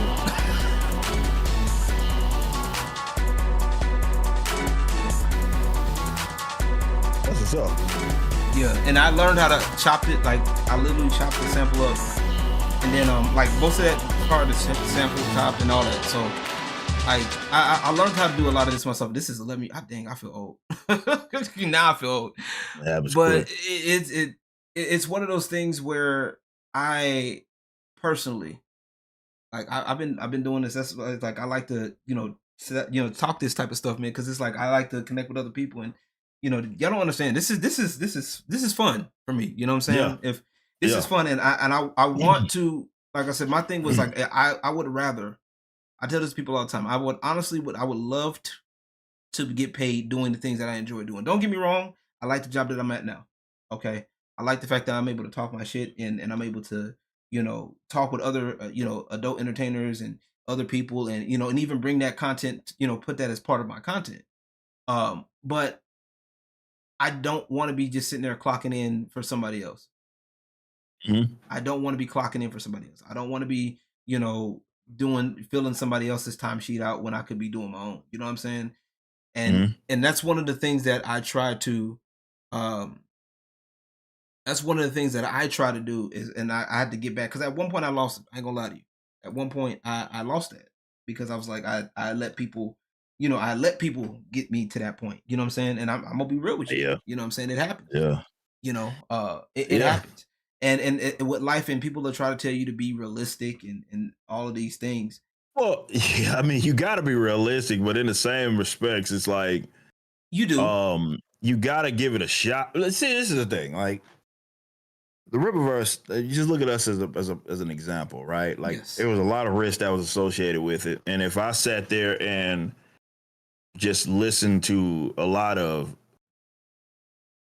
solicited and unsolicited, I guess, advice, the Rippaverse doesn't become what it is today, right? So I do, because there's a lot of discouragement when even I was getting out there and I would tell people of my ambitions, right? Hey, I want to go do this. I want to create my own website. I want to do this and that. And then you get people like, yeah, you shouldn't do that. Yeah. And I could see where with any rational person, right, that can be like, oh, well, maybe I shouldn't give it a shot. But in the same respects, it's you got to go out there and be great, right? And that's sometimes people aren't going to see your vision, and it does take a little bit of. I think any very successful person can tell you that it's one thing to be arrogant. You don't want to be arrogant, but there does take a little bit of stubborn about you to go do great things, because as you are starting to achieve certain things or getting to where you are wanting to achieve or about to achieve things, you're going to have those that are going to be very discouraging to you, definitely if they couldn't see it through your eyes and through your lens, and it's not for them to see oftentimes. So, and because they can't, they're going to be discouraging, and sometimes it's not of malice, right? It's just they don't know. It's ignorance, literal ignorance, meaning they just they just lack the knowledge. But it's something that you got to anticipate, right? And I could see with any regular person, they could be like, man, I don't know if I want to do it because this person, somebody that maybe I'll take advice from, is telling me I shouldn't do this and shouldn't do that. Yeah. And you don't want to be stupid. There's a difference between being just dumb and doing something that's just not going to work and throwing your head up against the wall. But you can be educated and take risk. And I think that's what everybody that does see any sort of big success, that's what you're going to deal with. Right. And I think honestly, I've noticed this before, and I say this often. The same people that tell you not to, to be realistic are the same ones supporting other people, these other people that they'll never see. It's to me, it's always hilarious that folks that think they know you, they'll tell you, hey, Eric, be realistic. You know what I'm saying? Don't do that. Be mindful, be realistic. But then they'll turn around and support somebody else, that they don't know. And I'm like, what? Me personally, I can't speak for nobody else but myself. On me personally, I've learned to sit back. I've noticed, and maybe it's just me, I picked up a lot of double speak when people double speak shit. When people tell you stuff, but they really mean something else. It's an ulterior motive. It's not. It's not genuine, and that's the difficult thing, man. Like, it really is not. It's not easy to try to decipher, right? And you have to, and that's what definitely, if you're early on in the venture, and you're just at that, I guess, data collection spot, right, where you're like trying to put yourself in a position to succeed. And before you start doing things that are purposeful and start actually acting, right, you're like asking people about things, you're trying to pick up advice.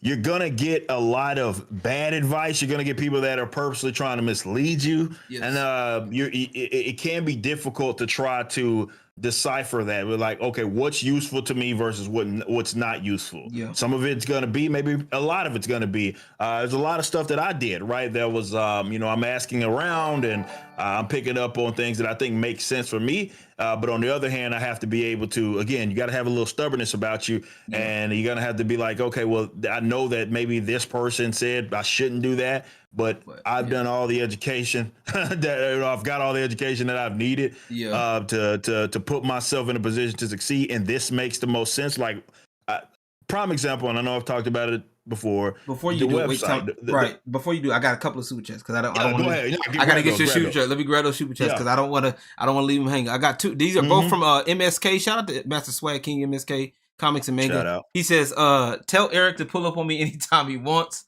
And he says, and in comics, it's so easy to spot the posers. That's for sure. But yeah, the website, latter point goes to like, again, what I'm talking about with like website. It was a lot of people that specifically said they said it wasn't that I shouldn't do it. It was a bad idea. That people declared that, and it was the best decision that I'd made. If definitely going forward.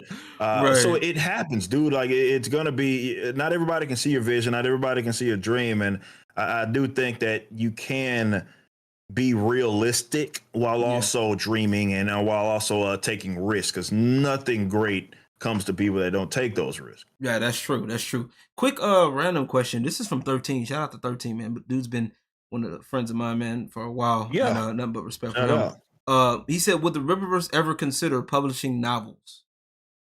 Well, obviously with Rippaverse, we for sure would. Now with Rippaverse, if I can make that make sense, like doing a novel, light novel or something based on the Rippaverse characters that, again, would be canon to the Rippaverse.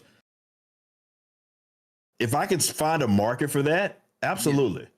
Yeah. The Rippaverse is a no-brainer, right? That for sure. We have people that are on our team that we're going through some of that stuff right now, things that we want to publish that are going to be novels. So that's a no-brainer, right? That's creator-owned stuff. People bringing novels to us. We'd have no problem publishing it if we can make it make sense. But for the Rippaverse, it's not anything that I've put a lot of resources in to just, all right, we're going to do it. But yeah, man, if there's a market for it, it clearly is a market for novels. Gotcha. And I can make that make sense for our universe, then I do it. Yeah. I'm not against it. I'm not against it at all. Gotcha. And this is another question. This is from Garfield's Bizarre Adventure. That man's been, he be on fire. I be loving his comments. Yeah, he is, man. He's everywhere. Question for Eric. How many Chuck Dixon projects are in the works? We know for sure Zaylin is one. So Okay, so off the top of if my you head, can't if you can't answer, please say NDA. Well, obviously I'm NDA don't tell you what those are, but off the top of my head, one in addition to if we include Zaylen, so we include Zaylen. Yeah. One I'm thinking of that's about ready to be released. Um, there is another that's being worked on right now, and then there's one that I just got a script from him from. So there's four. There's at least four that you guys are gonna see that are either in the works, and have already entered like art, so production, or that I just got scripts for. So there's at least four more. Okay, at least four more. We got a super chat here. MSK, another a 5 this time. He says this happens a lot in female circles. The women will lie and give bad advice to their other female friends just to mislead them, all out of spite and jealousy. Yeah, spite and jealousy, man. It's a dirty, rotten son of a gun, man. And I hate it. I mean, if there's anything and I hate it, is exactly that, because I just know what it does to people, man. It just spite and jealousy and envy specifically, man. It really ruins a lot of folks, and it sucks. But yeah, there's people out there that have bad intentions, right? Yeah. It's another thing to just be ignorant on, and you give advice based From on that again your ignorance, lack of knowledge, right? And so, Right. so it's not malice, it's not malintent, it's not like you're purposefully trying to do that. But yeah, it's another to like purposely lead someone astray because you don't want them to be great and you don't want them to see success. And there's just unfortunately there's a lot of dirty folk out there that are like that. Man, I can't tell you how many times I've dealt with stuff like that. It's and Zon, men do it too. Zon's point is right. Men do it as well. That's for sure. It's a general thing, but it's we see it a lot among women, of course. Yeah, it's catty. It's a catty. And oftentimes when dudes are doing it, they act like women, right? Like it's like that's what we attribute it to, because it's a very much a catty kind of effeminate like a way to approach interactions. It's underhanded. So before we get to that, I'm gonna get this other super chat from Bruce, big boy Bruce. Boy, he be getting Bruce. That, man. Bruce be in it, be on it. He said, "When are you gonna stop fucking with us and sell us that slick hat?" Look, man. At this point with the money you got, you gonna have to start doing some giveaways, Bruce. You want to start buying some he stuff? Got some stuff. I know he's got some stuff for some other guys. Yeah, but yeah, man. This I don't know, man. I'm almost like thinking about keeping this thing as a prototype, man, because it's going. You know what I mean? Like it's like got its own legend now at this point. Like so it's almost like, do I put it up for sale? Like I don't know, man. Keep it in like a little clear case with with yellow lights in there. Like keep it all golden and stuff, like the golden lights and shit. Keep it in there, like, and then have like little smoke coming in there every so often. You know what I'm saying? Really guarded by Isom and Yaira. yeah, exactly. Like it's a legit, like it's a legend, bro. It's a legend hat at this point. Hobo, I don't know if I can. I gotta get Jack for to play the Isom in the live action movie, man. I don't know about all that, man. I could be a side character somewhere. You know what I'm saying? But no, but to kind of go on this point, man, like it's something that I wanted to and encourage other people to do, man. And one of the reasons, like I said, you have no idea how much, when I saw the Rippaverse take off, how much of a inspiration that was personally for me. You know what I'm saying? On some real shit. And much love. Because it was like it was a reminder, it was a kick in my ass. Yeah. You feel me? It was a kick in my ass because like I for a while, like I would do stuff and I would start stuff, but then, at the first sign of like not getting the thing that I want, I would be like, you know what, fuck it. Yeah. I'm like, fuck it, man. And especially with the stuff that I do, with the other stuff I do, like with some of the videos and stuff that I work with, some of the videos that I've done with the Dynasty Dime stuff, which is my other brand that I work on, is dealing with a lot of the adult entertainers, like a lot of the dancers that I work with, and I want to get them to connect with local artists to do with videos, promos, and all that stuff. The hard part of that is dealing with them in some cases, because a lot of them, they want that instant gratification. They want that instant. Oh yeah, the instant delayed gratification is that derails a lot of a lot. And look, it tells a lot. It does tell a lot of people. It's people need to understand. While the Rippaverse, you look at it like, oh, it launched, it's exploded. It took 2 years and some change and $10 million. If you look at how long I've been grinding before then, you know, it's far from an overnight success, right? Right. Like I It was a talked long about this night. earlier. When people tell you it's an overnight success, it must have been a long night. Because it was, dude. I was 16. We're talking 2006, 2007 was when I started my YouTube, guys. I have been grinding, doing, and that's even before then, right? I was again very, very. I was one of the top, like definitely young teenage rappers in Dallas, not in Dallas, just Texas.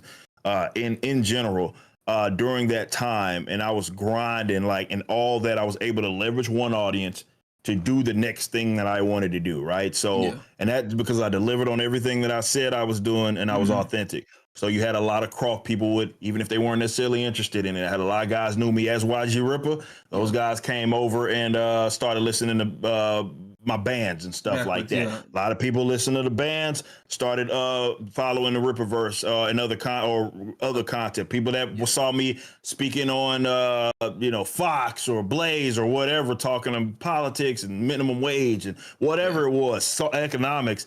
They got intrigued by me and they wanted to follow something else that I was doing. So it took a long time for me to get where I'm at. And I think that I don't say that to be like, oh man, dude, it's gonna suck. It's like, feel comfort in that it's not gonna happen overnight. It's not gonna happen like that, because it didn't happen like that for me. It didn't happen like that for me. It was something that took a very, very long time. Like a long time. I hadn't been in the public sphere online since I was a teenager, right? And I kept grinding and kept grinding. It was not something that happened. I didn't get my first 100,000 subs even on YouTube until I think was that 2019 maybe.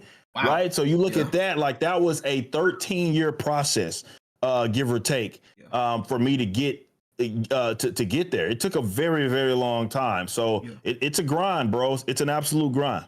Yeah, I want people to understand that, right? And that's why I said when I saw the Rippaverse kick off the way it did, it was a kick in the rear for me, because in a good way, because it's something that, like I said, when I look back at my stuff, like if I know you probably don't have a lot of time to do it, but like I've looked back at my channel and looked at some of the stuff that I've done, like, and you just seen a couple of the stuff that I've done, and this is like some of the older music that I put out, and it's actually, like I said, got good. Like one remix that blew up, besides my DJ mix that I did that blew up. I did a remix version of a style, in the style of Sway the Remix guy type stuff, right? Where he would make songs out of stuff. The Amazing World of Gumball. Okay. There was like a portion in there where there's like a lunch song where like Gumball was singing, like doing like a little lunch ditty, and I'm like, yo, that could be a dope ass song. So I did it, and I was like, why not? And then it ended up picking up and getting traction. And there's been hits, misses here and there, and all that stuff. I just like one of the things, like I said, I just stopped, and it's just like because I felt like down on myself. But then it's like, you know what? Let me go back and look. Let me go back and look. Let me go back and look at myself and go back to why. Fortunately, like I got the way my setup is, and I look over to my left, I have like my computer, my PC set up, but then I also have where I do my music on a MacBook or iMac, right? Okay. So I found like I bought an iMac from somebody. I got from a DJ friend, and I got my own stuff, and I started finding some of my old files. You know what I'm saying? And I was able to listen to some of my old stuff.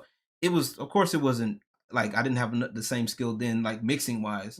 Than I did now, because oh boy, the mixing was non-existent on some of my shit, bro. I'm talking about everything straight at Unity. We had stuff going at yellow on Logic, going on damn near clipping and all of that. I'm like, yo, and I'm sitting there thinking that this was good. I'm like, yo, it's loud, it's good, it sounds good. And I'm looking at it now, and I'm like, yo, what the flip was I thinking? What? But then I went back and I looked into the stuff and I listened to it again, and I'm like, there was heart there.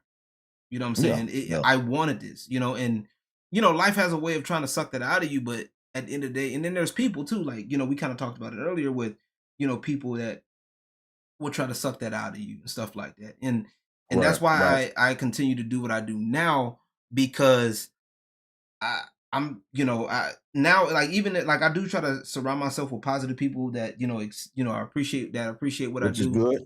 Yeah. But at the same time, I still try to, I try to do the more selfish, and I'm using air quotes here, selfish approach, right? That even if everybody left today, would I still do it? Because that's the problem with a lot of these people on YouTube right now that are doing this, that are trying to hate watch me right now because you're here or whatever the fuck. If I didn't, if you turned on me today, and I'm saying this right here in front of my, and you're in my face right now. If you said, LG, I don't fuck with you no more, and made a video about it, made a diss track and everything. Okay, guess what I'm gonna fucking do? I will still do what the fuck I want to do. I might clap back with a diss track or something, you know what I'm saying? And be like, what I'm saying? But I'm like, nah, man. I'm like, these people that assume that, oh, well, you're only doing this because of this, because of that. Like, no, bro, that ain't me. I don't do that. You know what I'm saying? Well, yeah, I mean that's as a creator, man. Independently, man, that's the move. I mean, that's the way to go. You don't want it to be to where, and I think that's unfortunately what happens with a lot of people, where they entrust in such an often fragile ecosystem that if that thing imploded, right? Yeah. There's no spot for them. Yeah. And that's you don't want to be there. That's not a spot you want to be. And this is why it's so important to be building your own stuff. Brand. I mean, obviously you can have people that you collaborate with, you're cool with, and that's awesome. Right. But at the end of the day, you do have to build it up for you. Right. And that's self-preservation, right? That's that part. That's the word I'm using. That's the word I'm looking for. I think every person should be doing that. You shouldn't be tying your entire existence to what somebody else is doing, meaning that if they stop doing that thing, then you cease to exist. That's not a position that you want to be in, right? Because you never know what if it happens, right? What if it does implode, or what if this person does walk away and decide they're bored with whatever and now your entire existence is so fragile that it breaks, right? And you're done, you're cooked. You don't want to be in that position. So we see that a lot in the music industry. We see that a lot in the music, like a lot of artists in the music industry that that one hit wonders, for example, that literally have that literally have gotten that one spot and relied so much on other people, and just said, hey, look, and then that shit falls apart. They're gone. They're done. You know what I'm saying? And even then, it's like it often happens. I mean, hell, especially in music, these guys get, I know, really disappointed. I've seen it happen all the time, where you get that one main artist that everybody's gravitating on and towards, and they think he's supposed to bring in all his other bros, right? Yeah. In it, they kind of came up with them, and then like, bro puts him on a song or something like that, and then it doesn't materialize to anything he thought it was. He thought it was like, oh man, he wasn't working on his or her skill set, and then he might have got his spot, but people are like, I ain't really feeling that, right? I put a feature on features on the song, and I ain't really feeling it. You're not really that good of a rapper, right? And then it's over. It's over with at that point, because it's like you didn't miss your boat. You caught your boat, but nobody was interested in the boat. And now what? So you got to be always working on yourself. And you, while it is cool and awesome to collaborate with people, you shouldn't be dependent. I think that's a term that you don't want to be ever. Right. Yeah, dependent. Yeah, you want, if anything, you want to be interdependent, right? You want to be self-reliant. You want to be self-reliant, sure. Absolutely. But interdependent is the word that I normally, when people say independent, especially when it comes to relationships, I instantly tune out, because that's impossible, right? It's interdependent. Because you rely on that other person. You want to be able to collab. You want to be able to find something, a common ground of some sort, or find a style that works, and of something of that nature. But it's just at some point, you got to also know that, hey, look, at the bottom line, I do this. I'm doing this in my style. You come to me because you like my style. Like, and I know you probably dealt with this before. Like, me doing production work, I can't tell you how many times I've had people come up to me and ask me to do something in their, like, in the style that they imagine in their head. They like my style, but they want me to, fit their little mold. And I'm like, bro, I can't, you know what I'm saying? And there's been times where, like, I've worked with people, and I've noticed this myself. One thing I noticed about myself is that I'll act quicker than I say something. Right. So what I'll do is, if I notice it, especially now that I'm a little bit more sensitive to like when people are taking, or I feel like people are taking advantage of me, like I'll just like shadow ghost, you know what I'm saying? Or I might just, I can't do it. I may not, or I might just, just slowly dip back into the thing, to the cut, you know what I'm saying? Yeah. And I'm just like, no, because I'm not gonna do it. I'm not gonna sit up here Yeah. and be tied up to somebody else's existence like that. You know what I'm saying? You don't want to do that. You don't want to do Without that. You never want to do that. You never want to do that. That's not a good. I mean, what makes, and that's again, and that's more, that. acting and operating as an individual, right? Right. Is what makes you is unique. Exactly. And it's what makes you great, right? Exactly. This is why I'm always emphasizing for other folks, don't focus so much on trying to mimic what other people do, right? Mm. I'm all about learning, right? So if I see some guys that I think are doing some great things, I'll pick up game. But I'm not picking up game with the intention that I'm going to copy and paste exactly what they were doing. It's more of, okay, can I do a version of that makes sense for what I'm trying to accomplish? And bam, right? It's more or less a good idea, but it's not like just simply trying to be someone else, because we were talking about the whole drama farming thing and like the act of following and all that stuff. It just makes for a miserable existence for creating, right? Because you're not really doing it. You're not being creating. you as you're creating. You're not creating. Actually, one can Yeah, argue. that's a good point. You're not actually creating at all. You can argue that you're not even creating at that point. Yeah. You pretty much you're copying. Yeah, And you're biting off of what others are doing, and you're trying to ride that wave. And like I said, you may catch a little lightning in a bottle, but it's going to be very, very short lived. But just from your mental health, man, it's not where you want to be. Where you're forced, where now you've put yourself in this box, right, or pigeonholed yourself, and now you're having to create something that you're not really interested in, right? That you're not really intrigued by, that you get zero fulfillment out of. But now you're kind of you're trapped, right? It's like, well, nobody's interested unless I'm doing this, and even though it's not something that I'm interested in, that's why, if people that watch me, I've talked about this all the time with like content creation, and why you feel like some of these big massive streamers and stuff feel like they have to leave and disassociate for months or weeks at a time. The reason being is because it is exhausting. It is exhausting to sit up there and put on a front for X amount of thousand people, because it's a person. It's not you, right? It's someone that the audience needs you to be. And you've that's what you tapped into. It was never authentic. It was never you, and that becomes mentally draining. It becomes exhausting. And if you put yourself in this position where your financial well-being is determined by that, you're going to drive yourself up a wall, man. That's not where you want to be. Ooh, you know what? Let's pass around the offering plate, because that's a sermon right there by itself. And I wish there was a couple of people. I wish there was a couple people that would understand that concept, especially what we talked about earlier. We got a couple of things here. One, I got a okay. We got a 199 here. I got a couple of things. We got a super chat and a question here. Two. Okay. Well, super chat is, who's winning the twerk off, Jasmine or Yaira? Okay. I've not thought about that far. Yeah. Okay. Yeah. We gonna let y'all in the chat figure that out. Yeah. That's for the fans to figure out. So this one is from Scream Queen Selena. Shout out to her. She says, Eric, you are a huge inspiration to so many people. Is there? I got my mic in the way. I can't see shit. God dang. Is there one thing you haven't done yet that you are excited for in the future? If so, what would it be and why? Well, I would say it's not anything that I haven't done, but it's something that we're working towards, right? And I guess I can give you two. One is obviously Rippaverse. I'm really excited about what we're going to do there, even though it's funny, I never started the Rippaverse with the intention that I was going to be publishing other people's stuff. But it's such a great opportunity there, and I hope that we have we have Green. We're off to a great start with that. We got some other projects, and really, having that wing of Rippaverse almost operate.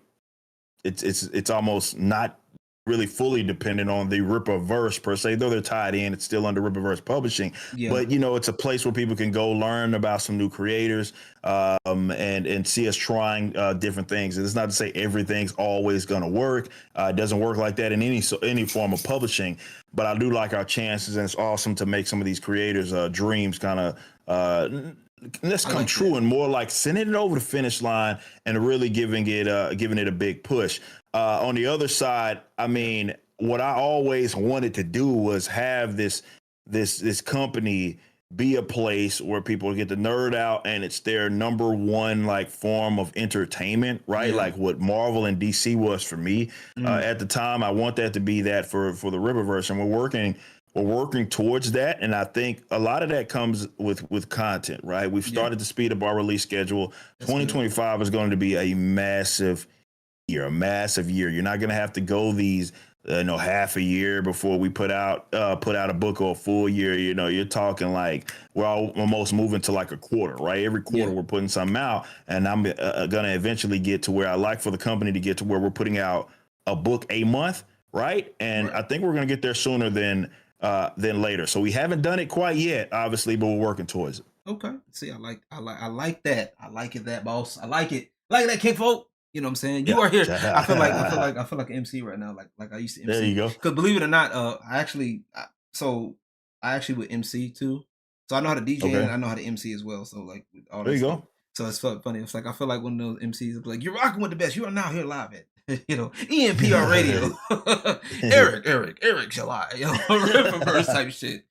I But no, love it. I I love love it. it, man. This is it's crazy. Like I really want people. This is what the things that I want people to understand. I want people to understand it with this Rippaverse, whether it's with you, and I want to have more people on here. Don't get me wrong. I want to have more people on here, one on ones, maybe a panel eventually. But with you, I want people to understand that this stuff is it's a grind, like you said earlier, and Every day. every day, like it's an intentional grind. Like Yeah, it's I not want it's not without purpose for sure. right. Yeah, It's you have there. to, and you have to be. Yeah, good There point. has to be some kind of intention of it, even if it's some basic like gaming stuff, which we're gonna talk about that for a little bit.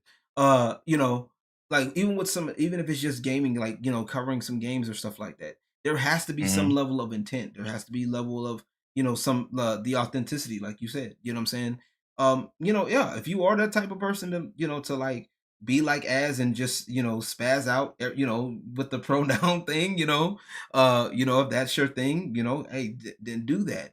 But Yeah, I do it. I have noticed that there's a lot of people that that have literally crumbled under the weight, especially the societal pressure with the whole cancellation and people oh yeah, bending to the whole, oh well, this phobia, that phobia, well we don't believe in this, and making these long little letters of, oh, here at this creator company we don't believe, and I'm like, and that's why bro, ass called it boring, because that's what it is. It's fucking boring, man. you know what And I'm saying? people It's just like do that I stupid hate stuff, man. I like it. Just look, be like, I miss when, and I guess we're gonna kind of pivot into gaming, right?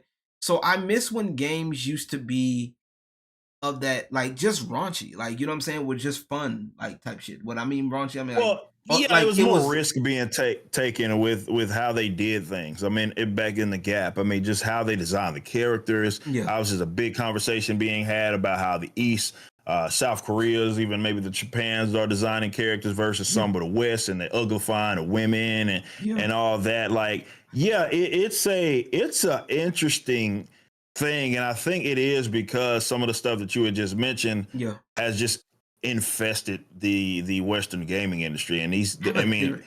I have a theory. what is it? What is it? I have a theory, and it's a three-layer theory, right? I made a post on this Okay, on my. I'm gonna show my little website, 210lg.com. I made a little blog post. I have a Emperor's Diary, which is my little blog post, right? Okay, okay, all right. So y'all go check that out whenever y'all get a chance. I'll update it when I can.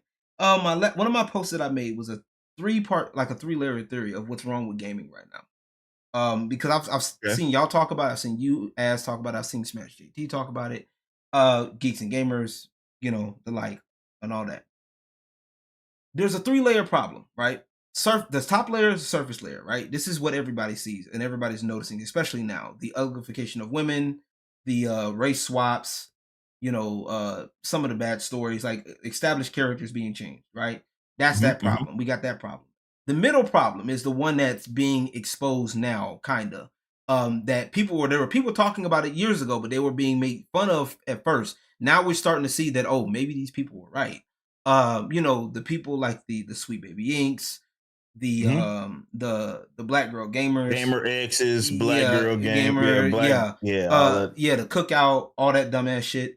And I'm calling it like that because I don't like none of y'all. That stuff. Okay, we got the bad journalism. We got that problem. We got that issue. But then we have the third layer, which is a deeper problem. You know what I'm saying? Which is kind of like I said, they're all connected.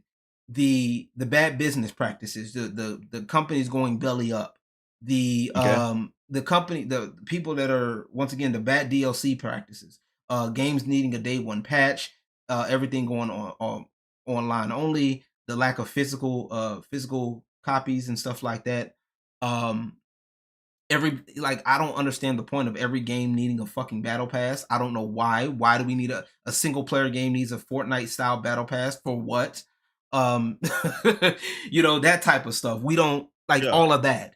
And so it's all connected. That's what I'm looking at, right? In my personal viewpoint from the stuff, because I've dealt with some of the stuff, like with the Black Girl Gamers some years ago. I actually dealt with some people that were in touch with that, with the cookout and all of that stuff. And I actually low key got kicked out of a group because one of the people that were part of Black Girl Gamers was, using Sandra Bland for the PS5 incident, trying to get review codes for the PS5. And I called it out, and I wasn't a fan of it. And, I got, I got kicked out of a group for how dare you, don't think like us type stuff. Right. So, right. Yeah. So and I started realizing that, all of that's connected. And I hate when people try to use the whole, diversity inclusion thing, because gaming in itself is already inclusive by the very nature. It doesn't. People gravitate towards characters and narratives and storylines and stuff that they have fun with. And look, you're a very shallow human being if all there is to you is being a black person or being a woman or being whatever gender or whatever. Like you're a very boring, shallow person if that's the most interesting thing about you. But unfortunately, in this day and age, that's been like it's first of all, it starts with a hive mind. So it's not just about you being black. It's that, okay, well, you need to be black, right? Or you are black, excuse me. You need and to it's a line of thinking that they believe that you have to have. Right. And the same can go for any like box that people are putting themselves or putting other people in, where it's a hive mind that's attached to it. And all this has infested pretty much every form of entertainment in any industry, especially with gaming. And why we seeing it, you bring up a great point in that it's layers to it. It's not just surface level by any means, and how infested that it is. It's just everybody knows that it absolutely is screwed up. And unfortunately, especially with AAA studios, they've kind of painted themselves in a corner because, well, they brought in this infestation, right? Yeah, they did. And now it's like it's top to bottom, right? So your leadership's in on this stupid stuff. You have devs that's into this foolish stuff, and they're hopping around from studio to studio. So studio has this massive layoff or whatever because they utterly failed, and then they move on to the next studio, run that one into the ground, and then they rinse and repeat. It's the same thing over and over and over. And you're not gonna get groundbreaking games, especially in the West. Not anymore. I mean, a lot of the games that people are looking at that people are finding favorable are coming from, again, the East. It's coming from Asia. It's coming from First Descendant, First Descendant, the Stellar Blades of the world.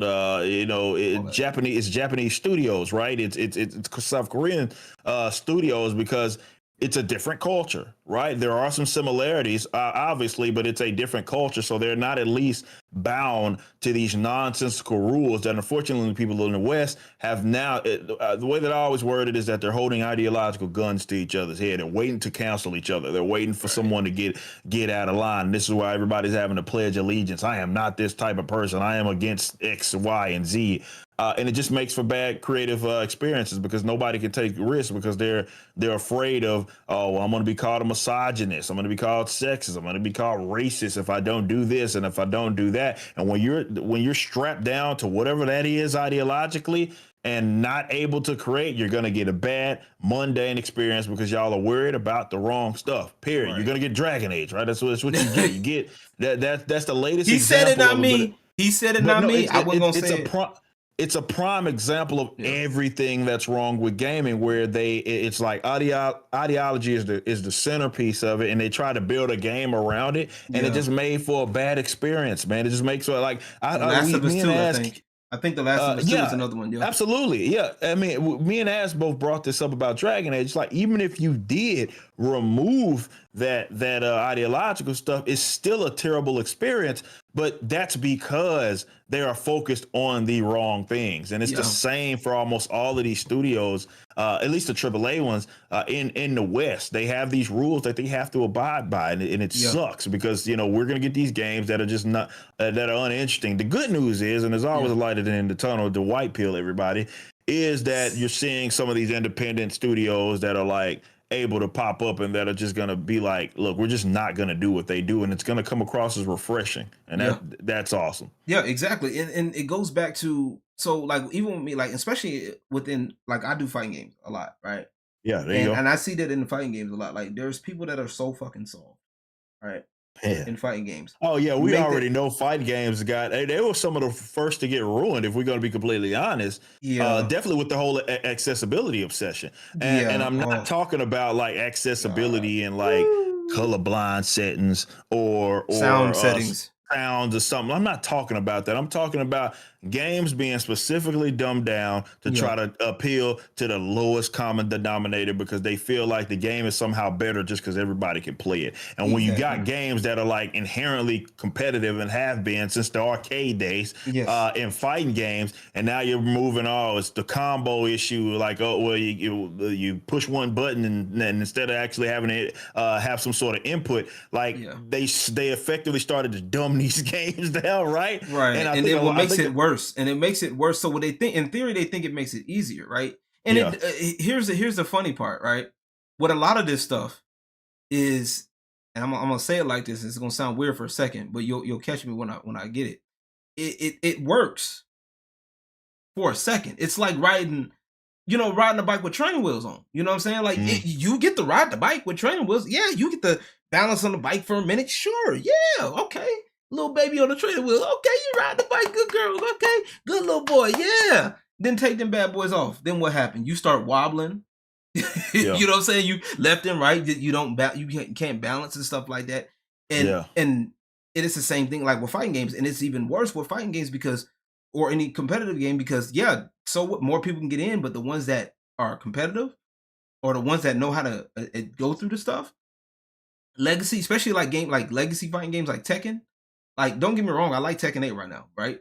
But if you were to put like somebody that's been playing Tekken for years and give them like a month and go against a new person, that new person's getting their butt whooped. So they might get a game or two, the first maybe 2 games, maybe 3, if they're, if they've really put in if they have that competitive mindset. But that other Tekken 8 OG vet that knows what's going on, that's familiar with that stuff, it's a wrap. It's dubs.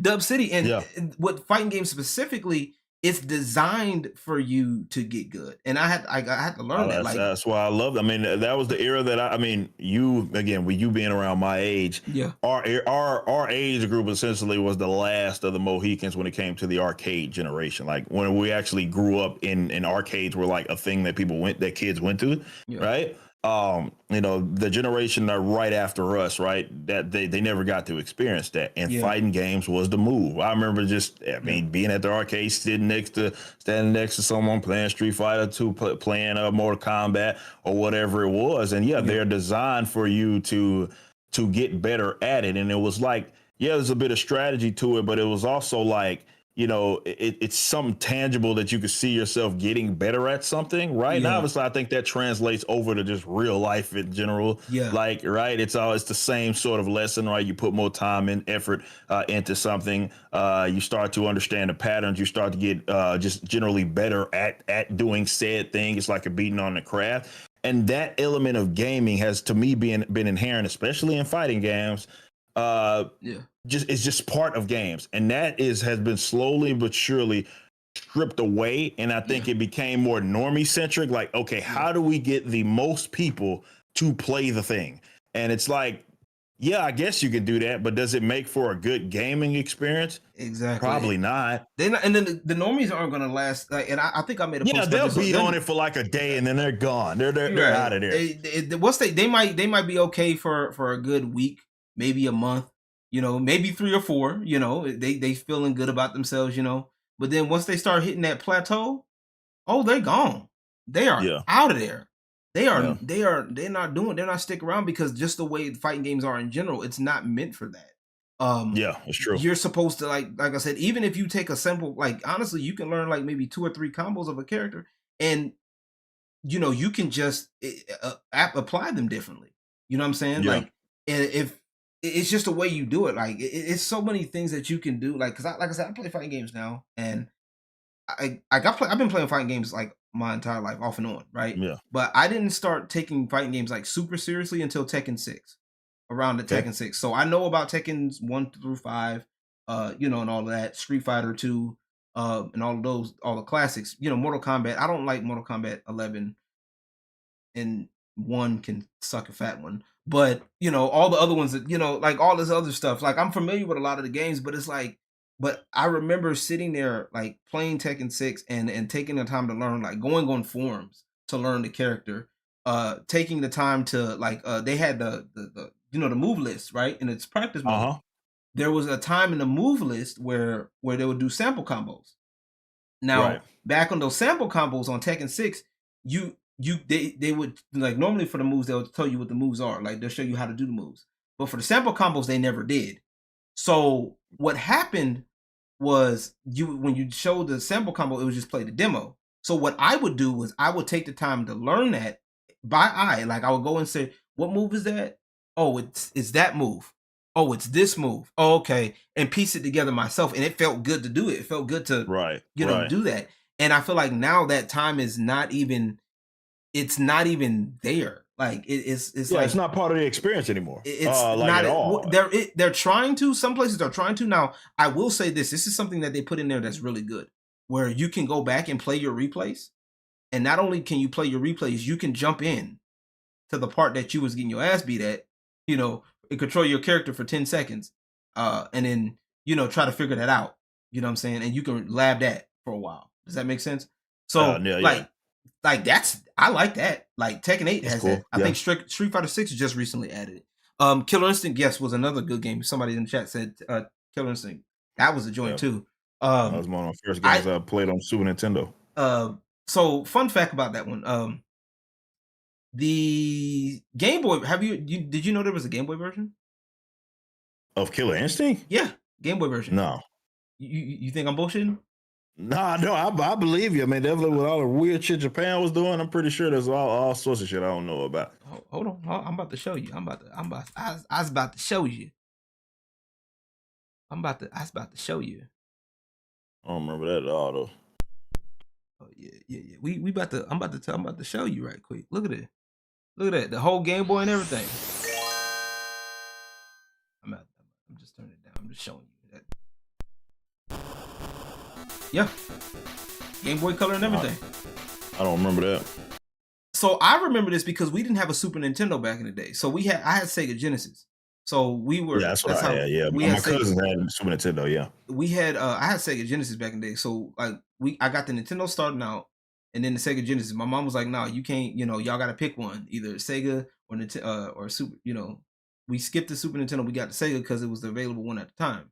So that's how I'm Team Sonic any day of the week. Sonic beats Mario any day of the week. Fight me on it. But yeah, like the Game Boy, we had the Game Boy though, and this is when I remember playing this with the Game Boy with the link cable and everything, right up there with Pokemon Blue. Yeah. I don't remember that at all. Yeah, Man. That's crazy. Yeah. It's a rare gem. I didn't realize till later how much of a rare gem this was, but it's a rarity. Yeah. It was one of those things with Killer Instinct, like especially Killer Instinct. I didn't play the second one. When I first played it, because I got so used to the first one, I didn't like the second one. And then when they remade it, and back in 2013, I came back and played second one, and I actually liked it. But it was a good game. Killer Instinct is another classic, man. Yeah, for But sure. Bruce says he likes Soul Blade better than Tekken. Okay, Night Stalkers was a good one. That's definitely a classic one. But I just feel like honestly at this point, a lot of this stuff with gaming, man, like we need to go back to just games. Like games are not taking risks anymore, and That's for they're not sure. as fun. They're not as fun. Yeah, a lot of these games had stereotypes. So what? You know what I'm True. saying? Like I shit you not. That's how Street Fighter worked. That's how we knew. Like it's a part of the game design. That's true. Yeah, Like, that's about stereotypical of a game that bruh. it can be as far as the character that they develop, and it's one of the most beloved friends. But Street Fighter Two is often Oh, people's Marvel. top game. Marvel, yeah, Kobe Uh, says Marvel. Yeah, Marvel versus Capcom was another one that I yeah, played. Yeah, that's another one. But yeah, I played. these games were stereo. Like a lot of these games, like a lot of people that say this stuff is problematic. Like that's how I know a lot of people don't play games anymore. It's like, bro, get out, get out the That was, space, and that's please. what's infested. It's normie centric bull crap, and that's what's infested this industry. And Yeah, like I said, it just makes for it's going to always make for a mundane experience for the gamers when everybody has to walk on eggshells. yeah, All the creators have to walk on eggshells because they're afraid of offending, not being inclusive of this type of demographic or offending this demographic. yeah. It just like sometimes maybe a game isn't meant to be played by every single person in it, Right. in Streets of existence, and there's Rage nothing 3. wrong with that. Streets of Rage series was actually one of the ones that got censored pretty heavy too, especially the third one. I don't know Mm. if you remember that. So I used to remember Streets of Rage 3 being explicitly hard. Uh, but I didn't realize that we got the watered down version. The stage did. Yeah, the states got the watered down Okay. version. The Japanese they never so the hardest difficulty in Streets of Rage is Mania. Streets of Rage difficulty is Mania, especially in Streets of Rage 2, which is one of the best games of all time. We can fight about that. Yeah, so the third one, when the third one came out, it got mixed reviews. Because it was like everything was a little bit weird or whatever, a little bit wonky. But we got the like I said, we got the watered down version.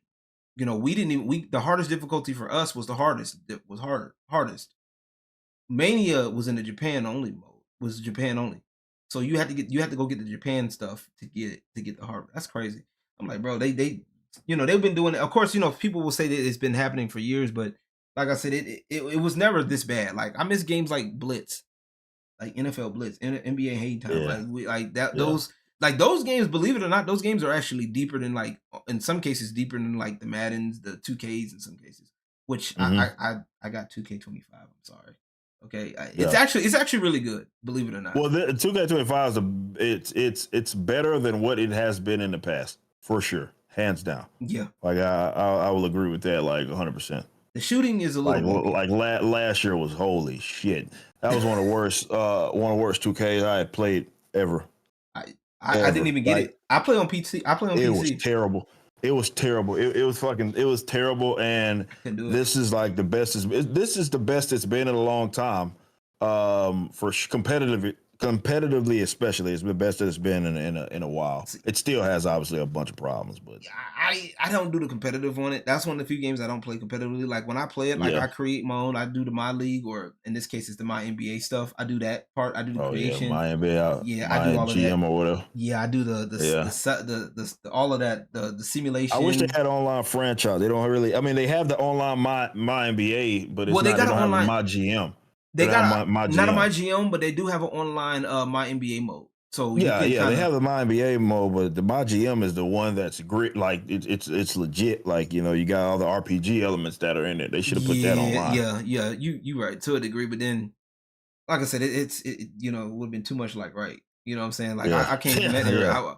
yeah. I came from that era when NBA Live and NBA 2K were beefing at one point. That was the fun time. Well, it was great because they were both making games competitively and making each other better. Exactly. By design. I Yeah. remember that. I remember that. That was one of my games. Now, what games have you been playing lately? Like, if I know you've been. It hasn't been the one I've played a lot. Obviously, I played a little bit as we talked about through Origin, Dragon Age. Yikes. Yeah, yikes. But no, like games that I've been playing and absolutely enjoying. That isn't like old games that I've been like replaying, like Xenoverse 2 and stuff like that. Okay. For sure, it's surprisingly, which I don't understand what took these fuckers so long. Actually, I do understand why, but believe it or not, fucking college football. It's Oh, okay. Yeah. How it's did I it's a know? good I game. know. I know it. I know there's gonna be there's a joke there somewhere about there's always black people with the sports games, man. Leave Nah, us alone. Leave it's us a alone. We good like our sports games. Okay, stop it's it. a good game. No, I mean I think that's a It is special a good case, game. It right? is. It is a good It- game though. it's a From what I've special seen, case though. Like, for it's the first time that it's time, bro. on any other year I wouldn't say that, but like they brought it back and it was solid. It was solid for what it was, man. It's just the reality of it. I don't know how that somehow Yeah. can't translate to the Madden series, but it's solid. It's fucking Yeah, solid. I think it was. I think it's because what's that saying? Absence makes the heart grow fonder. I think that's what Yeah. that was because it was like what? How long ago was it since we had That was a college? was it 2013 was the last 2013, one, I think. 2014. I think it was Yeah, something 14. like that. Yeah. Man, so 10 we had like over 10 years, close to 10 years Yeah. for a college basketball college football game that people Yeah. we need to get a college basketball one now. That'd be crazy. But Yeah, that like would be we need wild. to I think we still need to go back into that arcade era of games again where that couch co-op or that like I said, the NBA jams and NBA hang times, those Yeah, where joints. they go The blitz yeah. where they it's fantastical, but there was still stuff you could do. There was like Yeah. I think there was one where you can like create plays. There was like a blitz where you can create plays. Like there was stuff like you could do stuff like that, but it Yeah. was still that it was there was something that it was fun. It was just fun stuff. Like Right. so Right. I didn't know this until came across the video. Speaking of NBA Jam, I think it was NBA Jam. Was it Jam or Hang Time? One of the two. There was a code in the game that if you picked the Bulls, I think, and you were going against the Portland Trailblazers, that your stats in the fourth quarter, like the last part of the fourth quarter, your That was stats will go down. I think that was Jam, because isn't there a story behind it, like the Guy that he's a Portland. coded it was like a fan and shit, Yeah, like, yeah. if I'm not mistaken. I Yeah. think that was Jam. Yeah, Yeah. Bruce said your FIFA streams are legendary. Oh, yeah, I remember it's been that. a- You be yeah, going those on. are- Yeah, I was like, man, it I was was like, I don't see how you be Yeah. doing it. It's been a while since I played that, driving myself fucking crazy, playing that stupid game. Man, I can't, But yeah, I can't do it. I can't. Nah, I couldn't do it. I I wouldn't. couldn't do the whole my. That's why I'm not gonna do the my team on NBA 2K. Nah. 2K is my team has always been trash. They go crazy too early, and Yeah. they have 99 cards, and everybody's doing stupid shit on the game. So Yeah, it's to get the not fun. 99, and I'm like, nah, that's cool. Yeah. I'm good. I can't do it. I Yeah. can't do it. I Yeah. can't. I'm like, I won't play. I'll play maybe a little bit, but like I won't play like that mode. Like if somebody wants Yeah. to play with me online, I might maybe. But other than that, like I just play the CPU. I'm fine playing the CPU. I'm good. Like I'll play some other stuff. Like I haven't like there's some other games. I got like a lot of other emulated games that I need to go back and look at, man. I need to. There's so many games I've been playing, bro. Like I've been playing like there's this game right now that I've been playing called Snowbreak. It's like one of those gotcha games or whatever. It was free. I was like that. I was going to be looking at the First Descendant too. I wanted to try that maybe, but like I want to get some friends to play that with. So I don't know if anybody wants to try First Descendant with your boy. But like I've seen some of these games and it's like some of those games look promising. Like it's bringing it back to those times. But bro, like I think right now Indie's the best way to go. So That's what it sounds like, man. I got a Indy in question. the East. Yeah. I got a question for you, right? Mhm. Before we start wrapping things up, man, we've been at it for 2 hours. Good lord. Yeah. Okay, let's do. You want to do 5 or 10? 5 or 10. Pick a number between. Pick a number 5 or 10. 5. I don't know. 5. Okay, top 5 games of all time for you. Fucking hell. You should have. See, you should have went 10. Well, obviously, for me, we're just talking about for me, right? I'm not talking about the best. I'm talking about for me. Obviously, Sonic 2. Okay. Is going to be up there. Street Fighter 2. For sure will be up there. I'm gonna go with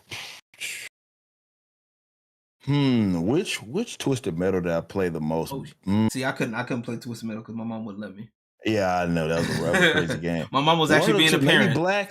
Maybe Black, maybe 3. One of the Twisted Metals. Played a lot of that. Like so much of that coming up. Chad is over here reminiscing to you about the assisted thing and not MLB but FIFA, the online assist. I know you said Oh, they fuck off. Yeah, not a fan. What else would I say? Maybe I'd throw, just because I think it's just it was such a good game and still holds up to this day. Fight Night, Champion. Okay, yeah, Champion, Champion Champion. does. I can agree with that. It's so good, man. It's such a good game. There's a content creator that still makes Fight Night videos, Fight Night Champion videos to this day. Oh, word? Yeah, but he's going against the top 100 players, and that dude is crazy. Okay. And I guess for the fifth one, what would I say? I'm trying to think of what I clocked so many hours in. I would say,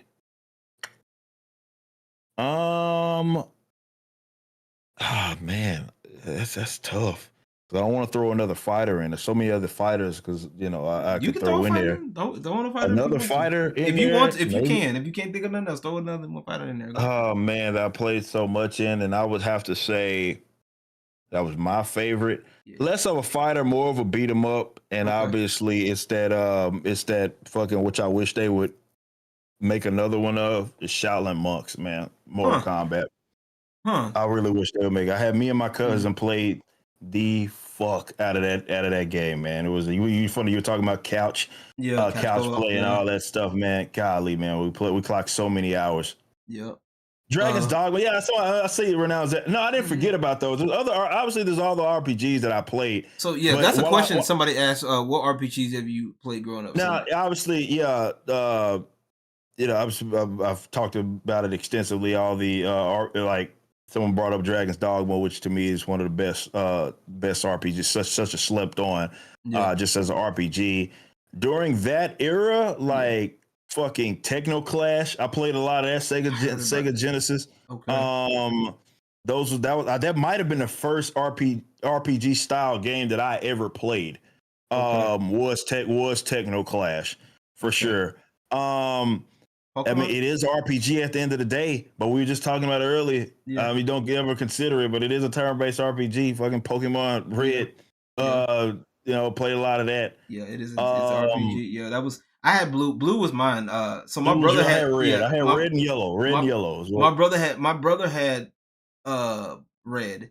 I had Blue because we was doing that, and the battles that we had were legendary. Okay, we had. I remember, so Mewtwo, I don't care what nobody say, Mewtwo's the best legendary ever, okay? Fight me on that.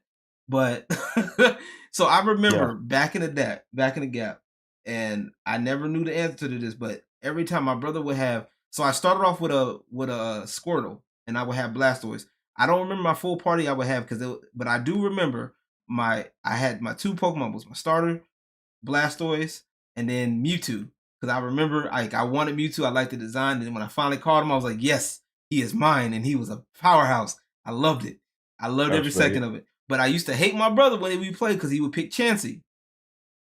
And for some reason, the Mewtwo versus Chansey battle was fucking crazy. Now, I don't know if you remember. I don't know how deep you got into Pokemon. I don't know if you know about this. You know about the stats and stuff on Pokemon, right? So what it was the special stat. Chansey had a high special stat, right?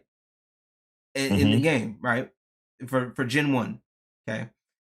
Now, what I didn't know was at first, the first gen we had attack, attack, defense, speed, and special, right? So when Gen 2 and onwards came out, it was attack, special defense, special attack, special defense, regular attack, regular defense. Yeah, I think that's what it was, and then speed, if I remember the stats right. All right. So what it was, that special stat was tied up into a lot of stuff for psychic type characters and stuff like that. And also defense, psychic defense stuff. So the reason why Chansey would last so long and be such of a tank is because she had a high special stat. Now, when that special stat split happened, it balanced things out a lot. So, but I used to remember those battles between me and my brother were flipping legendary. It would take for fucking ever. Yeah. And with the link cable and everything. it was Bruce brought up in the chat. Like obviously, Yeah. bro, Resident Evil. Resident Evil. I've said it a million times. Is my like I wouldn't point a singular game like is my top, which is weird. I know probably for me to say it, but it is my favorite gaming franchise, bar none. Is Resident Evil. Resi. I just like again those games that I mentioned. I clocked so many hours on those games.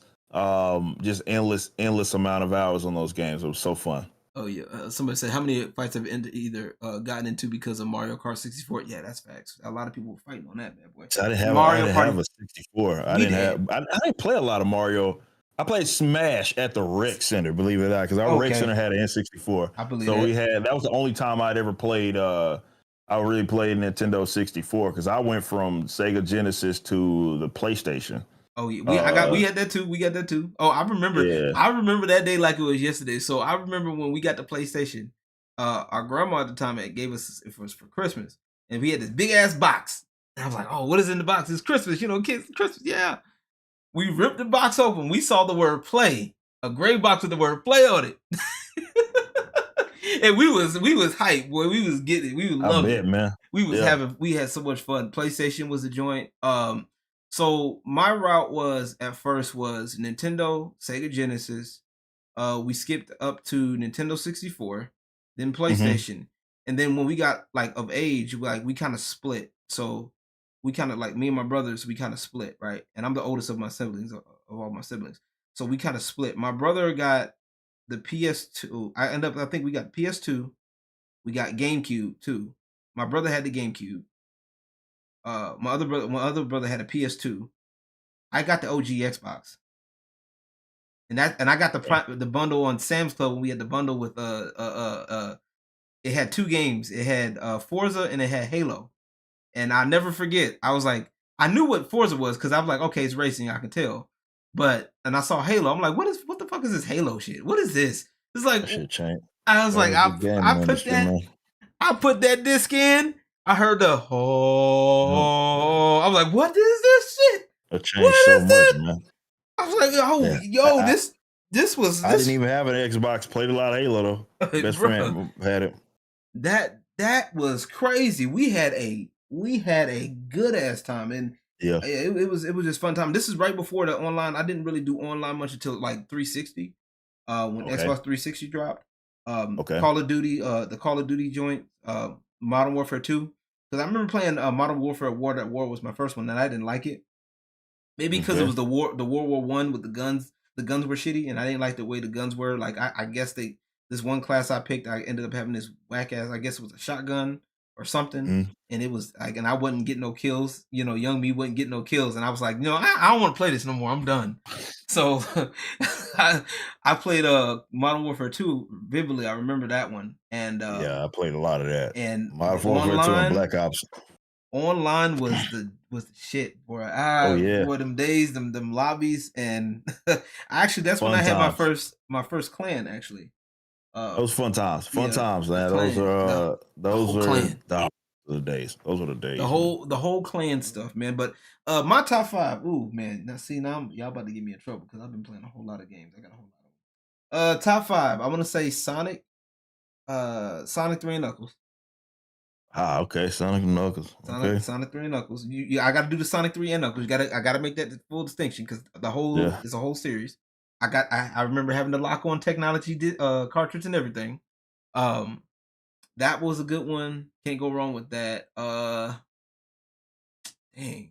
If I were to put a sports game in there, I played a lot of sports games too because I played a lot of the NBA. Like everybody's playing sports games back then. Man, we were all playing sports games. Oh man. I want to say, dang. I'll say the OG Halo gave me some good vibes. That's a good one. Yeah, that's fair. That will give me some good vibes. Ratchet and Clank. I'm gonna throw a wrench in the program. Ratchet and Clank. Oh, interesting. Okay. I remember. I'm not mad at that. I remember back in the gap because my brother had a PS2 and he got Ratchet and Clank and he would play it and I'm sitting there during the day and I would remember staying up all night playing it.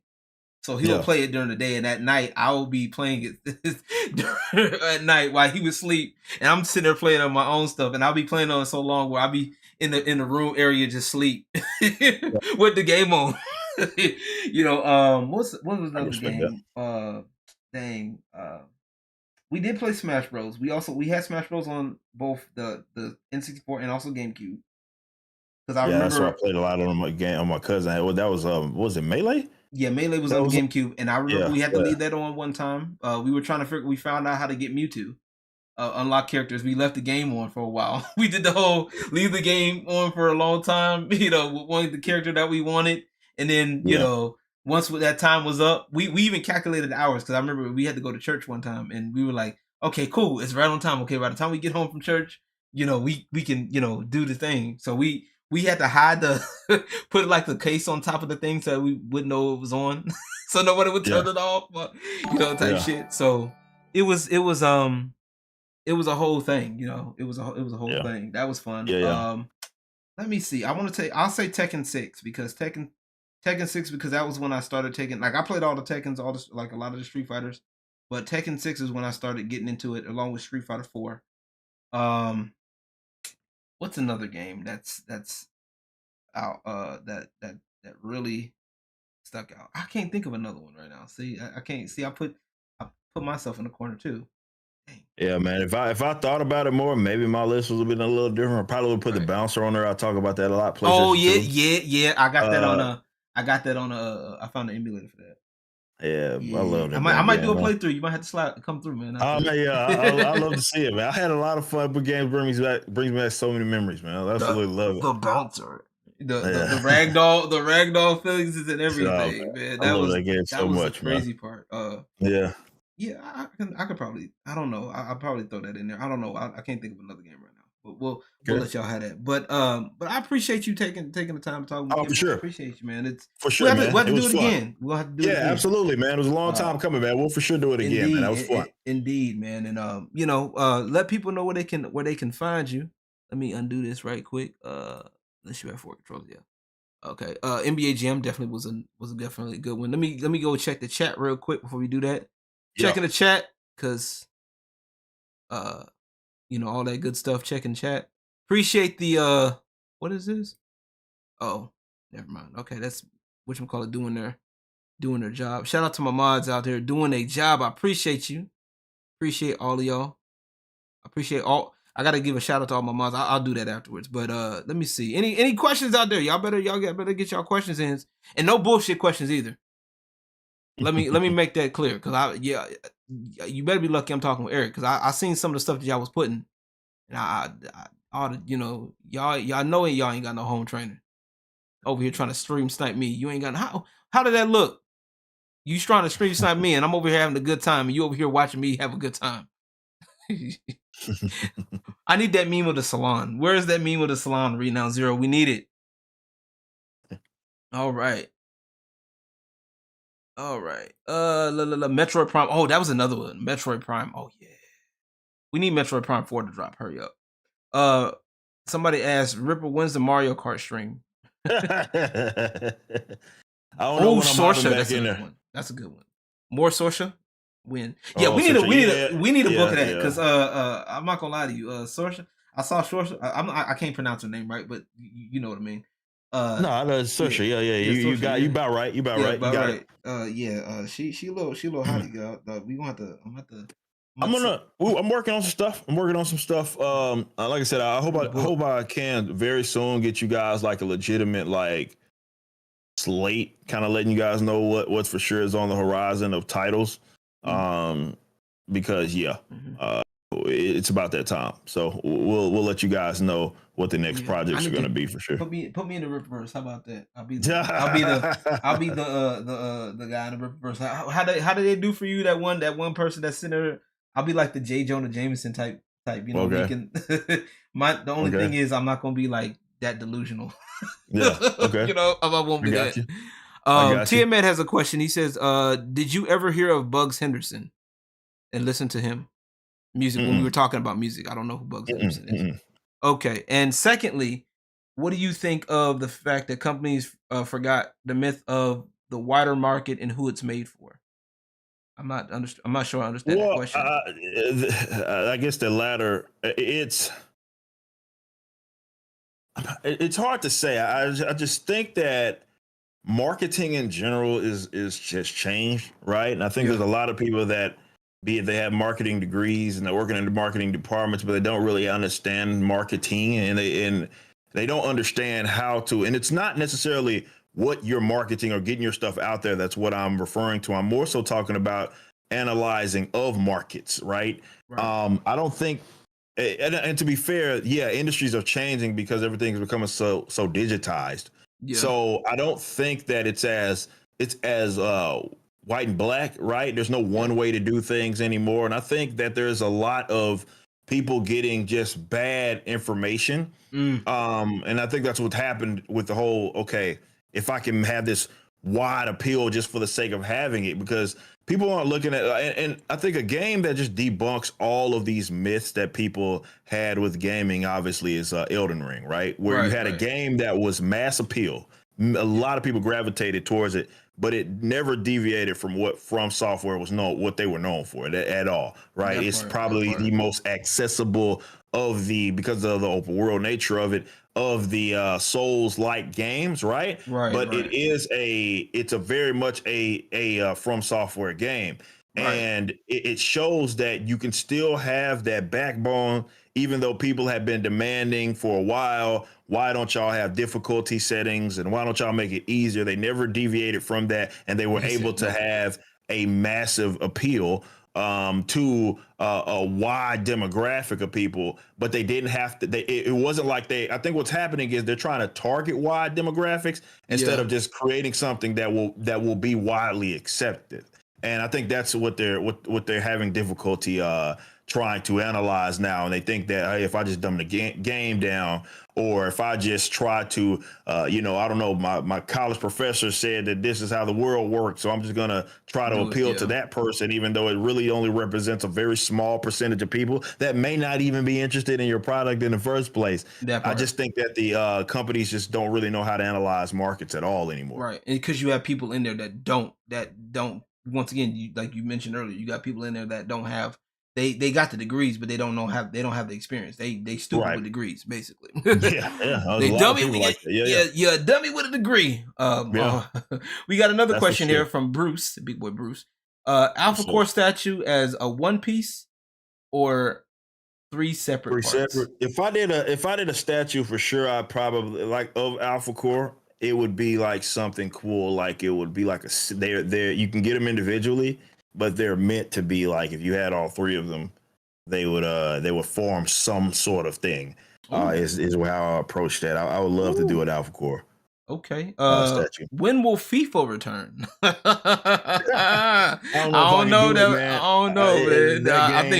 I think Eric might pull the rest of his hair out. He might pull the hair off the top of his head, then he'll go from that to his beard. I don't know if I could do it, man. I just really don't think that I could do it. Not anymore, man. That game is fucking driving me. It drives me nuts. I believe it. I believe it. So we got another one here. This one from Chloe. Any progress on a Rippaverse video game? I'm still interested. Believe it or not, I've had. There's a lot I got to learn. Obviously, right? It's not like making comics, but much like making comics, I had to learn a lot about the more of some of the economics and of it. And I'm doing the same thing with gaming. There's nothing been set in stone. I haven't signed any deals. I haven't, but I have been asking people about things. Make a fighting game. Do it. Let me do it. Let me get up in there. Make a fighting game. You know what I'm saying? Get combos.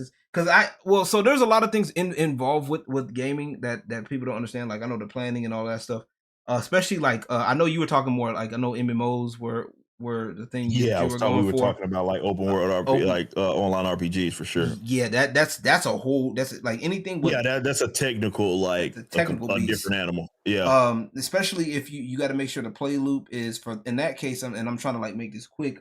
You got to make sure the play loop is difficult enough for people to get into, not too easy for people to do their thing and leave. And not too hard where people don't want to, people want to like don't want to grind it, don't want to grind it out, or don't make it too grindy in general.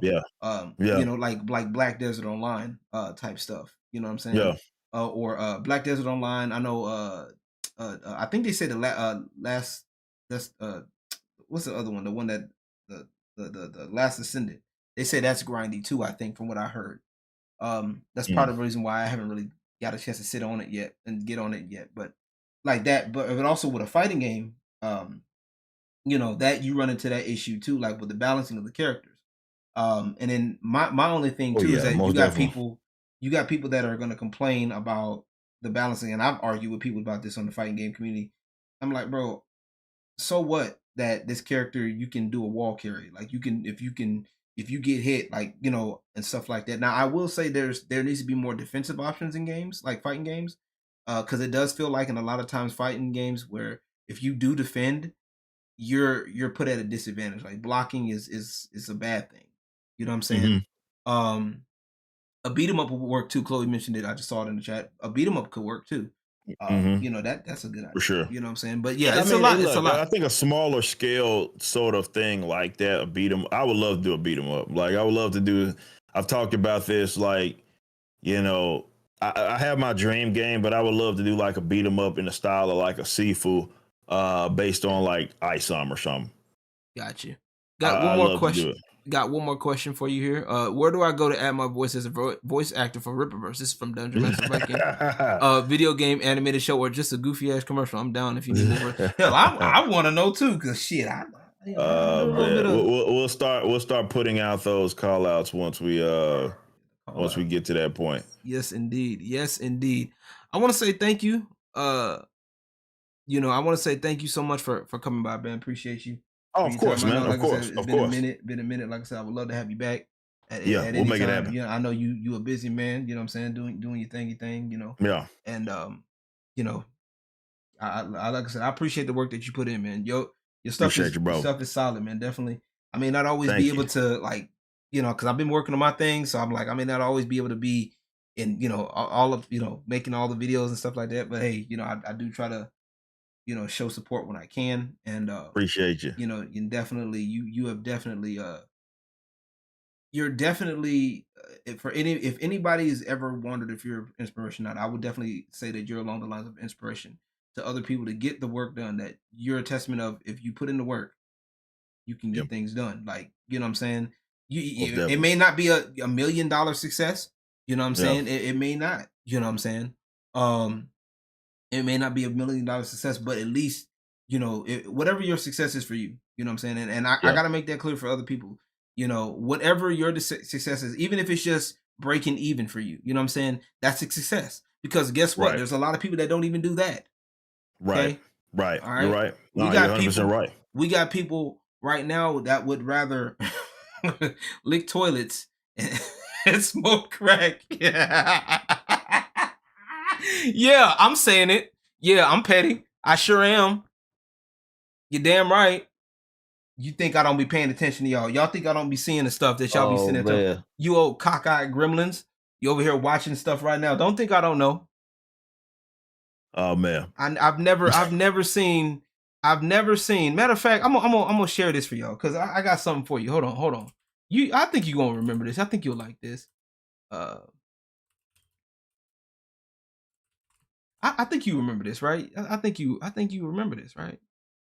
Let me see. Hold on. Hold on. Whoa. Stop. This is for y'all. This is for those. You know who it is. Hold on. We about to get to it. Hold on. You remember this game, right? Killer Instinct, right? You remember this, right? Of course, man. I played a lot of the arcade. The arcade. Yeah. Arcade stuff, right? This is the arcade version. This is the best version, by the way. All right. So look at this. Look at this. Turn into a frog. Ugh. Look at that. And then wait. We're not done yet. Ugh. Stomp on him. Ugh. See all the guts coming out. Do it again. Wait. Watch your back. Run it back. Ugh. Look at that. All the purple coming out. Ugh. You nasties. Okay, wait. My bad. Shout out to Homie Disparity. He live right now doing his thing. Shout out to him. Gotta give him a shout out. I'll be checking him out when I can. But I just wanted to make sure y'all had that clear. You know what I'm saying?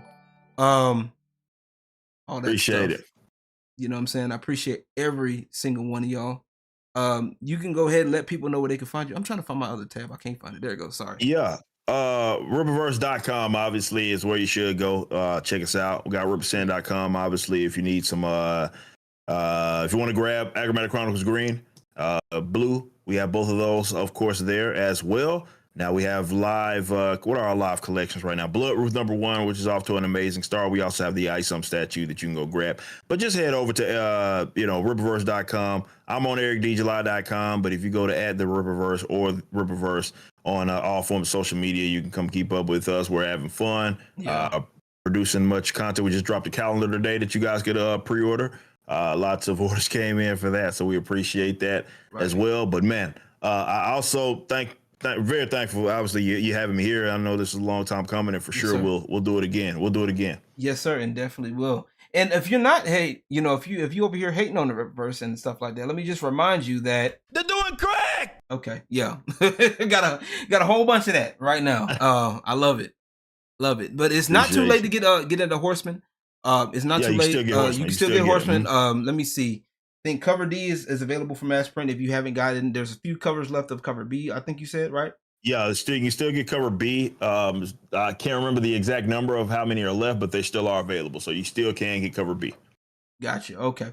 Alrighty. I'm gonna go ahead and end things out on my end over here. You can go ahead and I know you gotta take care of some stuff and dip out. Hey, you continue to be great, bro. You continue. Appreciate you. And thank you so much. Much love to everybody, obviously, in the chat as well, man. Y'all take it easy. Yes, sir. Thank you. Thank you. Later. All right. Appreciate y'all for coming. I appreciate every single one of y'all. Okay. So let me make this clear. Here on Darky Duck. I know, man. I got you. Hold on. I gotta say some shit because I got some shit to tell you. Don't think I didn't see some of y'all stupid ass comments. Okay. Let me make that motherfucking clear to you. Okay. I want to say big thank you to all my mods that came in there. Okay. I want to say thank you to my mods. Appreciate all my mods. Renowned, Ace of Spades. You know what I'm saying? Tiamat. I think it's Tiamat. No, he's not a mod. Okay, cool. Anywho, I thought he was. But let me make this clear to y'all, little nigglets. Okay? I'm gonna make this motherfucking clear to y'all. Eat a dick. Okay? I'm not playing with you. Eat a dick. Y'all some lazy ass bastards. And I wasn't gonna say it because like I said, I'm gonna be respectful of his time. But I'm gonna tell y'all some lazy ass bastards. I've seen how some of y'all operate. You ain't got shit going for yourself. Frog Tony, you old cockeyed bastard. Crack smoke fiends. Look at him. All this hate over a comic book. This is over a comic book. You over here bothering. Imagine you bothering me because of a comic book. Nigga, the fuck wrong with him? Play with me if you want to. Oh, we can go through your old videos. I don't give a fuck. My old videos have nothing to do with what I'm telling you right now. So what? Oh, LG talks to strippers. Exactly. And you over here talk to mid OnlyFans chicks. And you over here talk to crackheads and prostitutes. And I'm not talking about the good looking ones, the ones that look like you don't even know if they're a woman or not. Get off the crack pipe, please, quickly. I don't care about Riley's court date. I don't give a fuck. That nigga did it to himself. Showing up at somebody else's place of business, thinking that he wasn't gonna get caught. You fucking dummy. I want an apology. Apology for what? For you being stupid? That might work on somebody else's social media, but that don't work over here. Play with me if you fucking want to.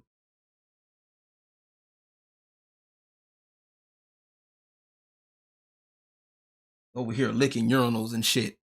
How the hell? How the hell you get so drunk you lick a urinal? What? What?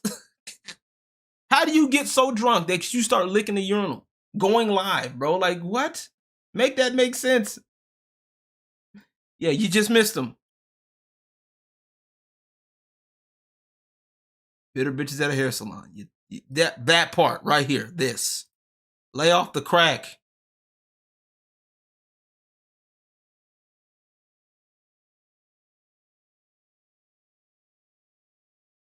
Got people that talking to ugly ass.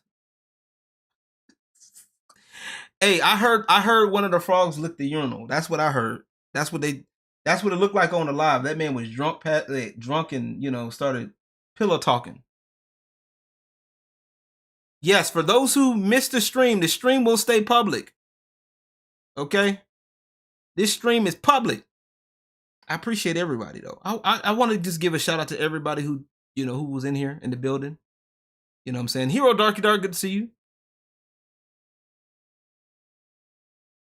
You thought it was a water fountain. It's okay. 23, man. It's gonna be here. It's gonna be up. Y'all can check it out. You know what I'm saying? Chloe, thank you. You feel me? I appreciate you. Whoever this Reverend Scott is can eat a fat one. To my mods, once again, my mods, thank y'all. Appreciate you. You got the clip? Oh no, Renown. How dare you get the clip? What? Hold on. I gotta wait. Wait, what? There's a clip? Oh. Oh. Oh. Oh. That's what that was. Oh. Oh, okay. I'm not gonna show the clip. I'm gonna let y'all have y'all fun. Y'all can But yes, Scott Horseman today loved it. Nice. Good shit. Good shit. Jealous of the Ripper. That's all right. They jealous of the Ripper Empire. They're jealous of the Dynasty. They jealous of everything. Cause you can't have it, you motherfucker. You can hate from outside the club. Just show the tweet. It will anger them. All right, I'm gonna be nice and show the tweet. Oh shit. Here's the tweet, and we're gonna end it here. Since I know a lot of my haters watch my feed here religiously, I just want y'all to know the list. Get your Rippaverse calendar for a one-time payment of $20, and it will last you all year. Since apparently buying a $15 comic every month cleans out your bank account. Yes, sir. Yes, sir. Yes, sir. Talk to him. Talk to him. I'm glad y'all got Horseman. For those of y'all that got Horseman today, I hope y'all enjoy it. Eric should make it. Yeah, he should. Rippaverse train ain't stopping. Choo choo, motherfucker. You either get on the train or get hit. One of the two. Oh, I love it. I love y'all, man. Y'all are amazing. Appreciate every single one of you guys that came in. Love it, man. Want to say thank you to everybody that came in. 23KM, Hero Darky Dark, appreciate you. Drunk 3PO, thank you for coming in. All the super chats, even the ones that were hating. You know what I'm saying? Hey, I hope you enjoy it. Like I said, I didn't get a chance to get mine yet. I'm gonna have to probably get mine. I had to take care of a prior engagement with my car. So yeah. Let's see. I don't care about your podcast. Imagine coming over here to show your podcast over here. Okay. Anywho, Scooby Place, thank you. Blight Laser, thank you for coming by. I'm just scrolling up and make sure I didn't miss nobody. Dungeon Master Viking, appreciate you. Gaming Zone, all my members in the building, I thank y'all. Thank y'all for being a member. For the gifted memberships, I want to say, let me go back and look. Let me look at the 5 gifted. The 5 gifted from Vixen, thank you for the 5 gifted. Appreciate you. Drunk 3PO, thank you for your patronage. Appreciate all of y'all. Y'all kitties, be easy, man. Don't be crazy. I'll catch you guys. Y'all better be easy. Don't do nothing. Don't do nothing crazy. Come on, button. Hit the button. You know, it never fails. Always something.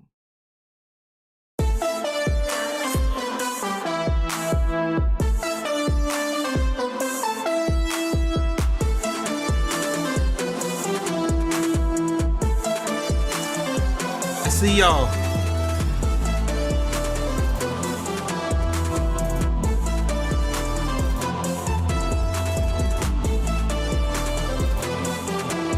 I hit the wrong one. But whatever.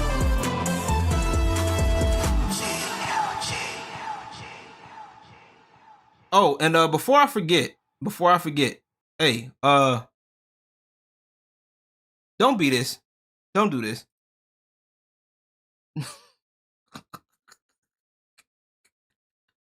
licking urinals head ass nigga.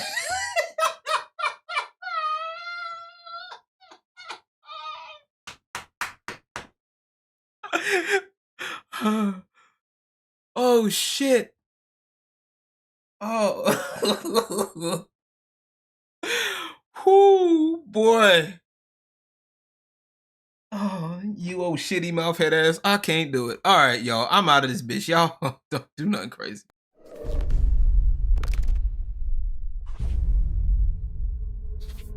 The Dynasty